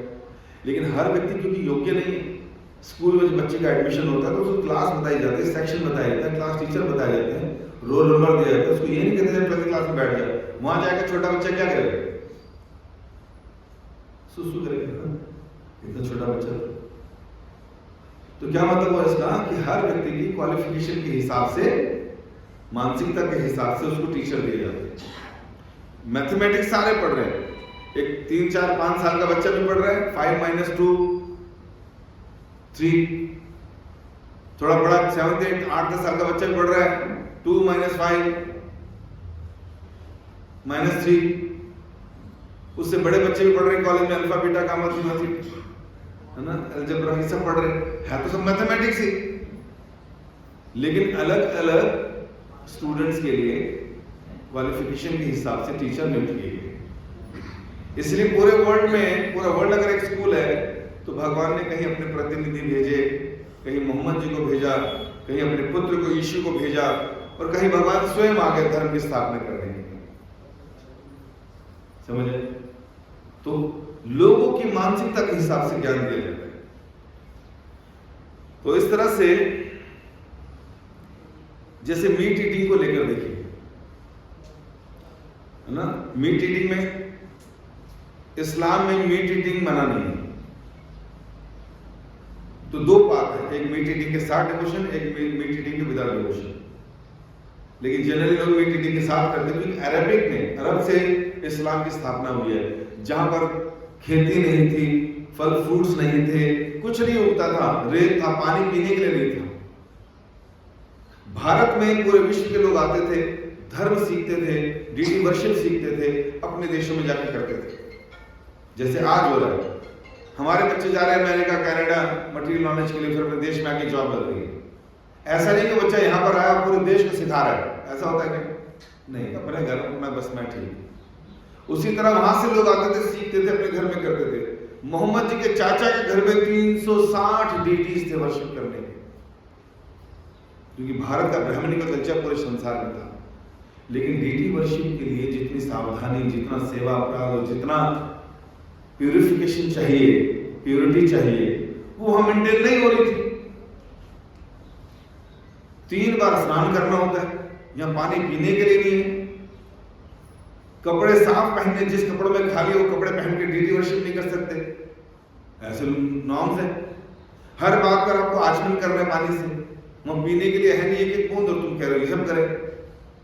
तो भगवान ने कहा भाई ये लोग जो मूर्तियां लगा के बैठे ये अपराध कर रहे हैं, और ऐसा अपराध करेंगे, गंदी तरह से डीटी वर्शिप करेंगे तो इनको नरकों में जाना पड़ेगा। तो ऐसी अवस्था में उनको नरकों से बचाने के लिए, और मानसिकता इतनी खराब थी, वहां कोई टीचर नहीं था, कुछ नहीं था, जैसे स्कूल में क्लास में कोई टीचर ना हो तो बच्चे कुछ भी करते थे। तो वहां पर लोग अपनी माता और बहन के साथ भी संबंध बना लेते थे। और ये कल्चर कहां का है? पशुओं के अंदर कोई रक्षाबंधन सिस्टम होता है? नहीं होता। तो वहां पर जब कुरान उतारे गए तो ये इंस्ट्रक्शंस दी गई कि भैया पहले तो तुम मूर्ति पूजा छोड़ो। इसलिए आप देखोगे कि कुरान में लिखा मूर्ति पूजा नहीं करोगे, जो मूर्ति करेगा तोड़ो, मारो, पीटो, खाओ, जाओ। क्यों बोला ये? क्योंकि सब नरक में चले जाएंगे, इसलिए वहां मूर्ति पूजा बंद कराए। जहां देखो वहां पाओ, जहां देखो मतलब खाली अरब के बाहर नहीं, अरब में खाली, अरब में डीटी वर्शिप नहीं होनी चाहिए क्योंकि पानी नहीं है। इसलिए मैंने बताया इस्लाम भी अगर समझना है तो किसी वैष्णव के साथ बैठ के समझना होगा, तब व्यक्ति स्वर्ग तक, जन्नत तक जा सकते हैं। वैष्णव के अंदर सीखा जन्नत ही नहीं, वो जहां अल्लाह रहते 7वें आसमान में, इनके पास तो ये भी इंफॉर्मेशन नहीं कि आसमान कितने, हम बता सकते हैं 7वां कौन सा है। भूवर लोग, स्वर लोग, महर लोग, जन लोग, तप लोग, सत्य लोग, 6 आसमान ही हो गए जहां ब्रह्मा जी रहते, सत्य लोग। उसके बाहर है, ब्रह्मांड के बाहर ब्रह्म ज्योति, नूर ही नूर, जहां अल्लाह रहते हैं, और सोने का सिंहासन है। इस्लाम भी किसी वैष्णव के बैठ के पास समझेंगे ब्राह्मणिक संप्रदाय से तो समझ आएगा, नहीं तो अल्लाह अकबर, पत्थर मार, भाला मार, नरकों में जा, जेलों में जा, जिंदगी ऐसी बीत जाएगी, कोई कहीं नहीं जाने वाला। तो क्वालिफिकेशन देखिए, तो उनको कहा कि भाई नहीं करना तुम्हें मूर्ति पूजा, तुम बस 99 नेम्स ऑफ अल्लाह, भगवान के 99 नामों को उच्चारण,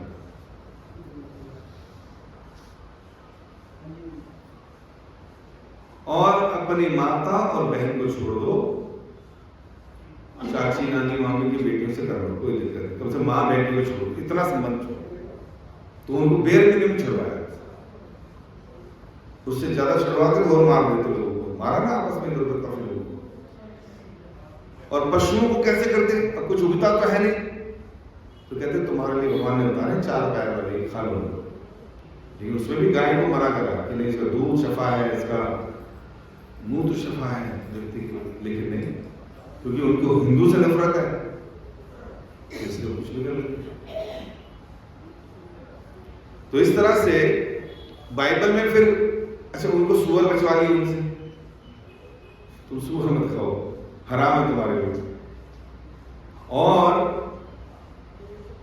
30 दिन के लिए क्या रखते हो? रोजा रखते हैं। तो 30 दिन के लिए पशु बचवा लिए उनसे। Generally most of the Muslims उस दिन नहीं खाते, उस महीने नहीं खाते। क्यों? क्योंकि खाएंगे पेट में पड़ा रहेगा, अगले किस बात का वर्क। और क्रिश्चियन जो और आगे थे उन लोगों को कह दिया thou should not kill, तो किसी का वध नहीं करेगा। 10 कमांडमेंट में एक कमांडमेंट तो वध नहीं करेगा किसी, मतलब किसी को मारेगा नहीं। उन्होंने बाइबल ही चेंज कर दी, बोले किल शब्द कर दो उसकी, किल की जगह मर्डर कर दिया उन्होंने।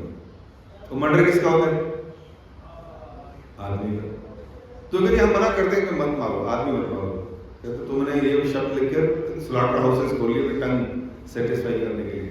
आज कहते पशु खा रहे हैं, फिर फ्राइडे वाइडे मना करते हैं, तो उनको वहां रोको। हमारे देश में क्या था? पशु कभी नहीं खाने थे, मांसाहार नहीं था, मना था हमेशा से। स्वयं भगवान बुद्ध आए इसको रोकने के लिए, जब लोगों ने सैक्रिफाइस में, यज्ञ में डालने शुरू करे। पहले लोग यज्ञ करते थे, बूढ़ी गायें यज्ञ में डालते थे, वो नहीं बनकर बाहर आते थे, जवान बनकर। अब लोगों के अंदर वो सब प्योरिटी नहीं थी, अंदर डालते थे, कुछ बाहर आता नहीं था, वही मिलकर खा लेते। इसलिए अहिंसा परमो धर्म। बुद्ध अवतार आए, मना करते कि मारना नहीं किसी।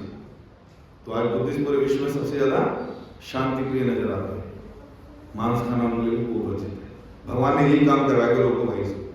अब देखिए भगवान का अवतार किस लिए होता है? मांस किलिंग रोक दी, ब्राह्मणों को रोक दिया, वेद हटवा दिए उनसे। कहते थे वेदों में लिखा, कहते मत पढ़ो वेद, सब जीरो, सब जीरो हो जाएगा, चिंता मत करो। जीरोइज्म की फिलॉसफी थी और किलिंग रुकवा दी उनसे। उसी तरह नरकों में जाने से अरेबिक लोगों को बचा दिया, मूर्ति पूजा रुकवा दी उनसे, है कि नहीं? तो भगवान इस तरह से रिप्रेजेंटेटिव्स को भेज के खुद आके काम करते थे। और हिंदुइज्म में तो मना है कि नहीं खाना। तो इस तरह से बहुत सी टीचिंग है जिससे ये पता चलता है अब कि जैसे बताया कि आप अच्छे कर्म करोगे तो जन्नत जाओगे, बुरे करोगे जहन्नम जाओगे। अगर कोई नया धर्म होता है तो हिंदुइज्म से क्यों कॉपी कर रहे हैं भाई साहब? आप ही बताइए। अगर ये धर्म कुछ अलग होता है इस्लाम, तो क्यों स्वर्ग और नर्क की अवधारणा जो हिंदुइज्म में चली आ रही है सनातन टाइम से, उसको कॉपी क्यों किया? यीशु ने भी और मोहम्मद जी ने भी। नाम ही तो अलग रखे ना। हमारे यहाँ स्वर्ग को जो बोलते हैं कि वहां अच्छे लोग जाते हैं, अप्सराएं हैं, तो यीशु ने बोल दिया कि वो एंजल्स हैं, और वहां पर बहुत ऑपुलेंस है, रिवॉर्ड है, और हेलिश प्लैनेट में पनिशमेंट है, नरक में हमारे पनिशमेंट। और 1300 साल पहले मोहम्मद जी आए तो उन्होंने भी कॉपी मार डाला कि बुरा काम करोगे तो जहन्नम जाओगे, आपके जरिए वहां पर अच्छे करोगे तो जन्नत जाओगे, वहां बुरे। अब बुरों के नाम नहीं पता है, वो समझ रहे हैं तो हमारे ग्रंथ पढ़ ले, मेनका, उर्वशी, पुरुषिता, ब्रह्मा, ये सब नाम है, डिटेल हमारे यहाँ, लेकिन कॉपी उधर से मारे। कोई नया धर्म नहीं है, बस क्वालिफिकेशन के हिसाब से प्राइमरी तक की है, उससे ज्यादा नॉलेज नहीं। इसलिए other religions are just like a pocket dictionary, जहां पर रैट, कैट, मैट, बैट जैसे वर्ड के इजी वर्ड्स के मतलब पता चल जाते हैं। But Sanatan Dharma is an Oxford dictionary, Chambers dictionary, जिसमें रैट, कैट, मैट, बैट भी मिल जाएगा और डिफिकल्ट वर्ड्स भी मिल जाएंगे। समझ पा रहे बात को? और बाइबल में देखिए क्या लिखा है। बाइबल में यीशु ने कहा कि इसका चार्जर है प्रभु, there is much that I have to tell you but you cannot bear it now।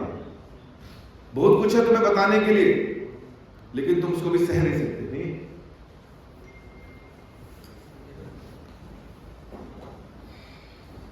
तो लेकिन तुम इस समय डाइजेस्ट नहीं कर सकते सारी चीजें। जब यीशु ने कोई डूज और डोंट्स बताए तो क्रूसिफाइड कर दिया सर, टांग दिया उन्होंने, लेकिन फिर भी वो बेचारे बताते रहे, नहीं नहीं भगवान इनको माफ कर देना, इनको नहीं पता है क्या कर रहे हैं, इसको बोलते हैं लोग। और भगवत गीता में भगवान कृष्ण ने कहा 7.2 में, I shall now declare unto you in full this knowledge both phenomenal and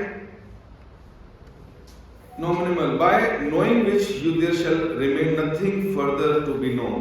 मतलब आप जो मैं तुम्हें बता रहा हूं उसके बाद कुछ ऐसा बचेगा नहीं जो जानने लायक।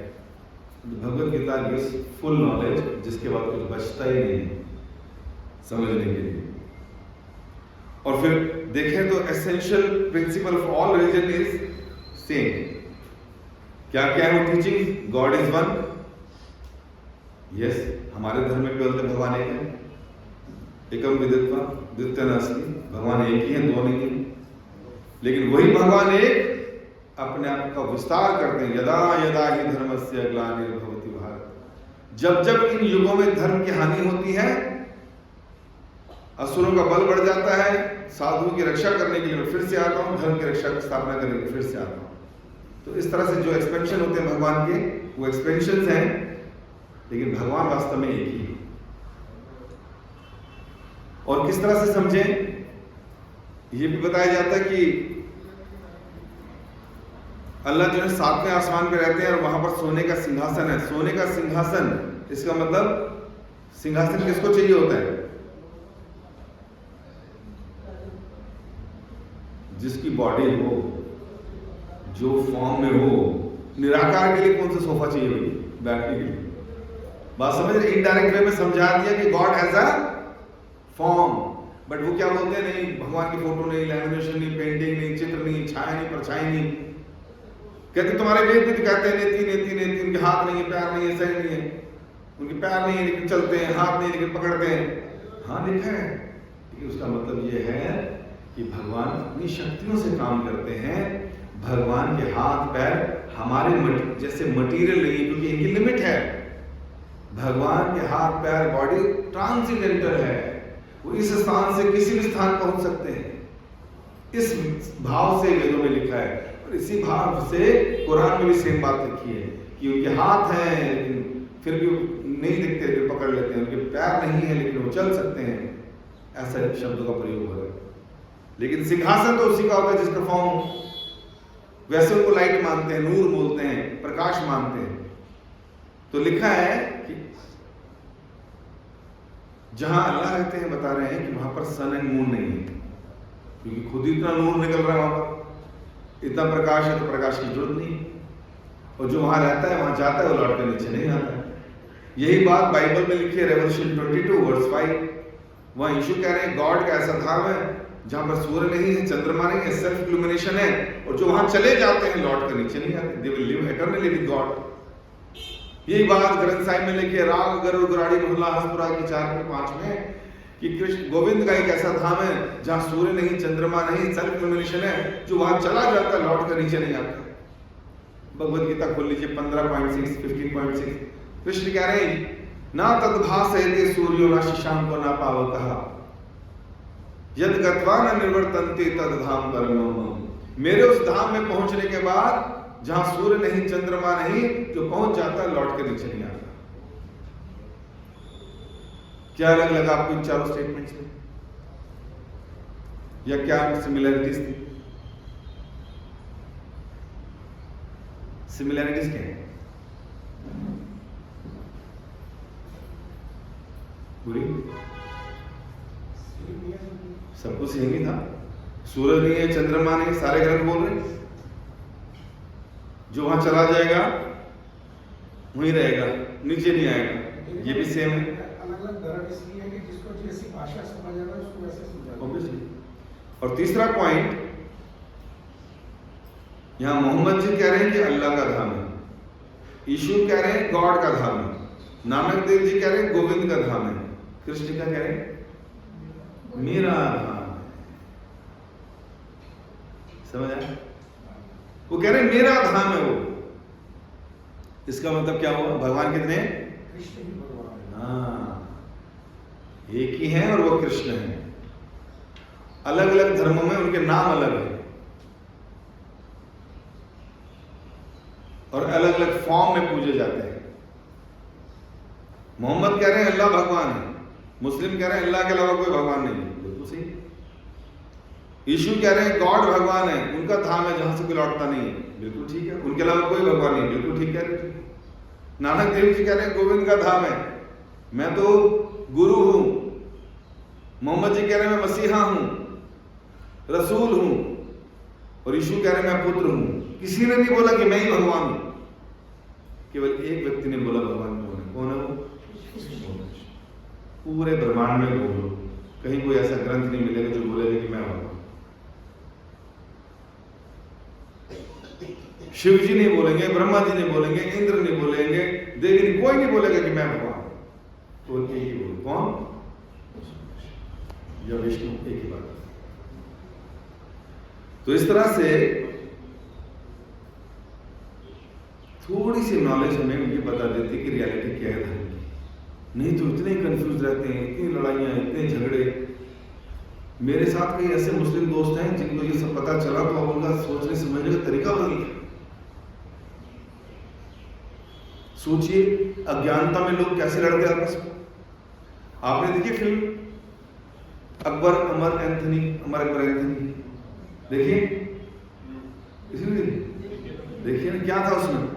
एक बाप कृष्णलाल, उसके 3 बेटे, पुलिस उसके पीछे भागती है, वो इधर भागता है, एक बच्चा हिंदू ले आता है, एक मुस्लिम ले आता है, एक क्रिश्चियन ले आता है। और आखिरी में पता चलता है एक अमर, एक अकबर, एक एंथनी, है ना। पता नहीं क्या सीन था, बट मुझे याद नहीं, बट एक निशान होता है जैसे, तो उसको बोलते हैं तेरे भी निशान, मेरे भी निशान, तेरे निशान। बाप पे खड़ा कर मैंने दे तुम्हें निशान। फिर तीनों को लगता हम तीनों तो भाई हैं। हाँ जी भाई हैं। हिंदू मुस्लिम सिख ईसाई सबका बाप एक है भाई। और अब देखिए, जब तक ये नहीं पता था कि हम भाई हैं और एक ही बाप के औलाद हैं, तब तक कैसे बिहेव करते हैं हिंदू मुस्लिम आपस में? बिकॉज ऑफ इग्नोरेंस एक दूसरे को देख नहीं सकते। चाहे बेशक में नमाज अदा कर रहा हो, 5 वक्त का नमाजी हो, और हिंदू से नफरत कर रहा है, उसकी डिवोशन मानी नहीं जाएगी। कैसे कैसे हो सकता है कि तुम अपने भाई से लड़ो या भाई से नफरत करो, और हिंदू नफरत कर रहा है मुस्लिम से, उसका डिवोशन माना नहीं जाएगा भगवान। क्यों? क्योंकि बच्चे हैं, पागल हैं, बार बार जन्म लेना पड़ेगा। लेकिन जिनको क्लैरिटी है, क्या निशान देगा?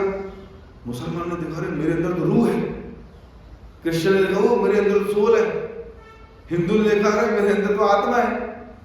कृष्ण ने कहा भाई तीनों मेरी ही हैं, मेरे अंश हैं। 15वां अध्याय 6वां श्लोक क्या कह रहे हैं? ममे वांश जीव लोके जीव भूत सनातन। सारी की सारी जीवात्माएं, souls, living beings are my part and parcel, सब मेरे अंश हैं। जो भगवान, जो पिता ये कह रहे हैं मेरे अंश हैं। अब वो अंश शब्द जो है अरेबिक में रूह कहते हैं, इस क्रिश्चियनिटी में उसको सोल कहते हैं, हिंदू से आत्मा। चीज वही है। अब इतनी बुद्धि तो लगानी पड़ेगी ना। जैसे 2 और 2 4 कहां होते हैं भारत में? अमेरिका में कितने होते हैं? 4 या 4 हाँ। और रशिया में कितने होते हैं? द्वार चित्री। और केरला में कितने होते हैं? दन्न दन्न नाड़, है ना। उन्न दन्न मुन्न नाड़ जे आरे डे पत्थर, इनकी गिनती ऐसे होती है। तो बात वही है। अब आप बताइए, जब किसी को ये ज्ञान हो गया तो कभी किसी से नफरत करेगा? भाई एक आदमी है, आर्मी में काम करता है, हर बार ड्यूटी चेंज होती रहती है, पोस्टिंग चेंज होती रहती है। कभी सिक्किम में है तो सिक्किम में संतान हो गई, फिर बाद में वो शिफ्ट हुआ कहीं और तो वहां संतान हो गई, फिर कहीं और इधर। तो ऐसे करके हर व्यक्ति को लग रहा है, जिस माहौल में जाता हूँ तो एक जगह पापा बोलने लगा, एक जगह दूसरा बेटा डैडी बोलने लगा, तीसरा जगह अब्बा बोलने लगा, और आपस में लड़ रहे हैं कि मेरे अब्बा बहन को है सुपर स्ट्रॉन्ग, मेरे पापा हैं, बाप देखिए आपस में लड़ रहे हैं। तो ये धर्म सीखना है। अगर ये क्लैरिटी नहीं है तो हमारे खुद के बच्चे कंफ्यूज रहेंगे, हम खुद कंफ्यूज रहेंगे, है ना। हिंदू जिंदाबाद मुद्राबाद ये लगा रहेगा, कलह कलेश बसते रहेंगे। ब्राह्मण्स का काम था ये, they were the head of the society, brain of the society. उनका काम था ज्ञान देना। आज ब्राह्मण अपनी नौकरी में लगा हुआ, आज ब्राह्मण के बच्चे वही शूद्र वाले काम कर रहे हैं नौकरियां करके। ब्राह्मण का काम था प्रचार करना, समाज को समझाना। अगर आज ब्राह्मणों ने, हजारों लाखों ब्राह्मणों ने काम किया होता अपना, पूरे विश्व में सनातन धर्म होता। उन्होंने काम ही नहीं करा, उन्होंने काम नहीं किया तो फिर दूसरे धर्म बन गए और आज लड़ाई झगड़े चल रहे हैं आपस में। एक संत निकलता है इसी ज्ञान के साथ, 70 साल की उम्र में शिप पकड़ के जाता है, 1 महीने की ट्रैवलिंग के बाद 2 हार्ट अटैक आते, फिर भी जाता है अमेरिका। और वहां क्रिश्चियंस को, मोहम्मडन्स को जब ये ज्ञान देते हैं गीता का, वो माला पकड़ लेते हैं, वो समझ जाते हैं कि भगवान कौन है, उनका रूप कैसा है, भक्ति करना शुरू करते हैं और भी मंदिर खुल गए, धोती कुर्ता पहन लिया, शिखा रख ली, सनातन धर्म में आ गए। कुछ लोग माला भी करते, नमाज भी अदा करते हो, ज्ञान बढ़ता रहता, फिर कहते हैं जी अब तो मैं भगवान को ज्यादा अच्छे से समझ गया, पहले मैं खाली प्रकाश समझता था, पता चला प्रकाश के अंदर साक्षात कृष्ण है, अब उनकी भक्ति में क्यों ना करूं जो मैं समझ गया। भाई 10th की जरूरत है, लेकिन तब तक जब तक 12th नहीं की। 12th की जरूरत है जब तक ग्रेजुएशन नहीं की, ग्रेजुएशन की जरूरत है मास्टर्स नहीं की। तो जो एडवांस हो गया फिर नीचे के टॉपिक सब्जेक्ट छोड़ सकता है, क्योंकि आप यू आर मोर एडवांस। तो वो सब समझना बहुत जरूरी है। तो इस तरह से obey God's law, service to God, return to kingdom of God, sin no more, glory of holy names, sacrifice and renunciation, approaching a spiritual master, ये सारे धर्मों की सेम टीचिंग है। मीडिएटिंग और सेक्स लाइफ बता दिया थोड़ा बहुत हमने। अब इस्लाम आया 1300 साल पहले, क्रिश्चियनिटी 2000 साल पहले, बुद्धिज्म 2500 साल पहले, गीता बोली गई 5000 साल पहले कुरुक्षेत्र में, ज्योतिषर में वो स्थान आज भी है। और फिर हमने बताया सब वो द्वापर युग था, द्वापर युग 8,64,000 वर्षों का था, फिर त्रेता था, फिर सतयुग था जिसमें नरसिंह भगवान आए, 17,28,000 वर्षों तक रहा, उससे पहले फिर कलयुग था। तो ये साइकिल चलता रहता है, भगवान के अवतार होते रहते हैं, हम आते जाते रहते हैं अलग अलग योनियों में, हमारे को मुक्ति नहीं मिलती, बार बार यही मर फंसे। तो अब जो है काफी कुछ बता दिया गया, तो मैंने कुछ टॉपिक हल्का सा आगे का भी टच कर लिया इसमें, लेकिन अगला जो टॉपिक है वो और भी बहुत जरूरी है। वो भारत में सबसे ज्यादा, और दूसरे धर्मों को जो हमसे कंफ्यूजन है उसके सारे आंसर है। उन्हें लगता है ये पता नहीं कितने भगवान हैं इनके, कितने देवता हैं इनके, है ना, हमारा एक है इनके इतने हैं। और भारत में हम कंफ्यूज, मंडे को यहाँ जाना, ट्यूसडे को वहाँ जाना, वेडनेसडे को यहाँ जाना, बच्चे पर हाँ मम्मी यहाँ गई है वहाँ गई है, किसको महादेव को एक तो हो। फिर हमें और चीज़ें क्लियर नहीं है, भगवान और भगवान के अवतारों में, भगवान और देवी देवताओं में, है ना, किससे क्या मिलेगा, किसको क्या पोजीशन है, ये हमें कंफ्यूजन है। लेकिन एक व्यक्ति अगर कोई भक्त बनना भी चाहता है, चाहे वो देवी की पूजा करे, चाहे हनुमान की करे, चाहे विष्णु की करे, लेकिन अगर उसका फंडा क्लियर नहीं है, तत्व क्लियर नहीं है, तो जिसकी भी करेगा वो ऑफेंसेस के साथ ही करेगा, उसको पूरा फल नहीं मिलने वाला, क्योंकि उसकी कंफ्यूजन बहुत है। तो इस तरह से वो अगला जो सेशन है वन गॉड और मैनी गॉड, वो बड़ा इंपॉर्टेंट है। और जिस तरह से आज हमने काफी टाइम ले लिया, इतने टाइम में समझ पाएंगे, बहुत अच्छा टॉपिक है वो, तो उसको बिल्कुल मिस कीजिएगा, क्योंकि भारत की भक्ति का सारे के सारे जो ट्रबल्स हैं वो खत्म हो जाएंगे। तो आज जो हमने सीखा वो ये पिछले सेशन में हमने सीखा था 4 लेवल ऑफ हैप्पीनेस वाला। आज के सेशन में हमने सीखा eternal bliss can be had by taking shelter of cause of all causes, भगवान की शरण लेकर। भगवान एग्जिस्ट करते हैं ये हमने समझा, क्योंकि अगर आर्ट है तो आर्टिस्ट है, कहीं कंट्रोल है तो कंट्रोलर है, ह्यूमन ब्रेन है तो ब्रेन को बनाने वाले के पीछे भी एक सुप्रीम ब्रेन है। हम चूज कर सकते हैं क्या, अपना अपार्टमेंट, अपनी शादी, अपना सोलमेट, लेकिन हम चूज नहीं कर सकते क्या, अपनी फैमिली, अपनी इंटेलिजेंस। फिर हमने कहा 3 टाइप ऑफ प्रमाणस, तो प्रत्यक्ष प्रमाण था, अनुमान प्रमाण था और शब्द प्रमाण की बात हुई थी। तो 4 डिफेक्ट किसमें थे, प्रत्यक्ष प्रमाण में। फिर Vedas to know God, Vedas का मतलब ये ज्ञान, जानना भगवान को, तो उस पर हमने डिस्कशन किया। फैक्ट एंड प्रेडिक्शंस में बात हुई, डिफरेंट स्क्रिप्चर्स टाइम प्लेस और सर्कमस्टांसेस अकॉर्डिंगली दिए गए हैं, कहाँ पर क्या दिया गया, कौन सा रिप्रेजेंटेटिव भेजा गया, ताकि चीज़ें उनके हिसाब से समझ सकें। और different religion but same message, ये हमने आज इस सेशन से सीखा। ठीक है, अब कोई प्रश्न है तो पूछिए, और लेकिन नेक्स्ट टाइम फिर हम वन गॉड और मैनी गॉड का टॉपिक लेंगे। और टॉपिक ये रखना है संडे, ठीक है, कोई दिक्कत तो नहीं? मॉर्निंग में ठीक है, तो संडे रख लेंगे और टाइमिंग वही रखेंगे, वही मतलब 12 से 1, ठीक है। लेकिन आज सब लोग बड़ा लेट आए, तो अगली बार 12 मतलब 12, मैं भी लेट आया, इसके लिए क्षमा करता हूँ, है ना। लेकिन अगर मैं आ जाता टाइम से ख़त्म कर देता तो फिर आप प्रसाद के टाइम पे आते हैं, है ना। तो 12 से 1 रखेंगे, 12 एग्जैक्ट पहुँचेंगे, 12 में सेमिनार शुरू करके। कल अगला सेशन थोड़ा सा बड़ा रहेगा, तो लगभग 1.25 घंटे चलेगा, 1.5 घंटा चलेगा। ठीक है, thank you so very much. Hare Krishna.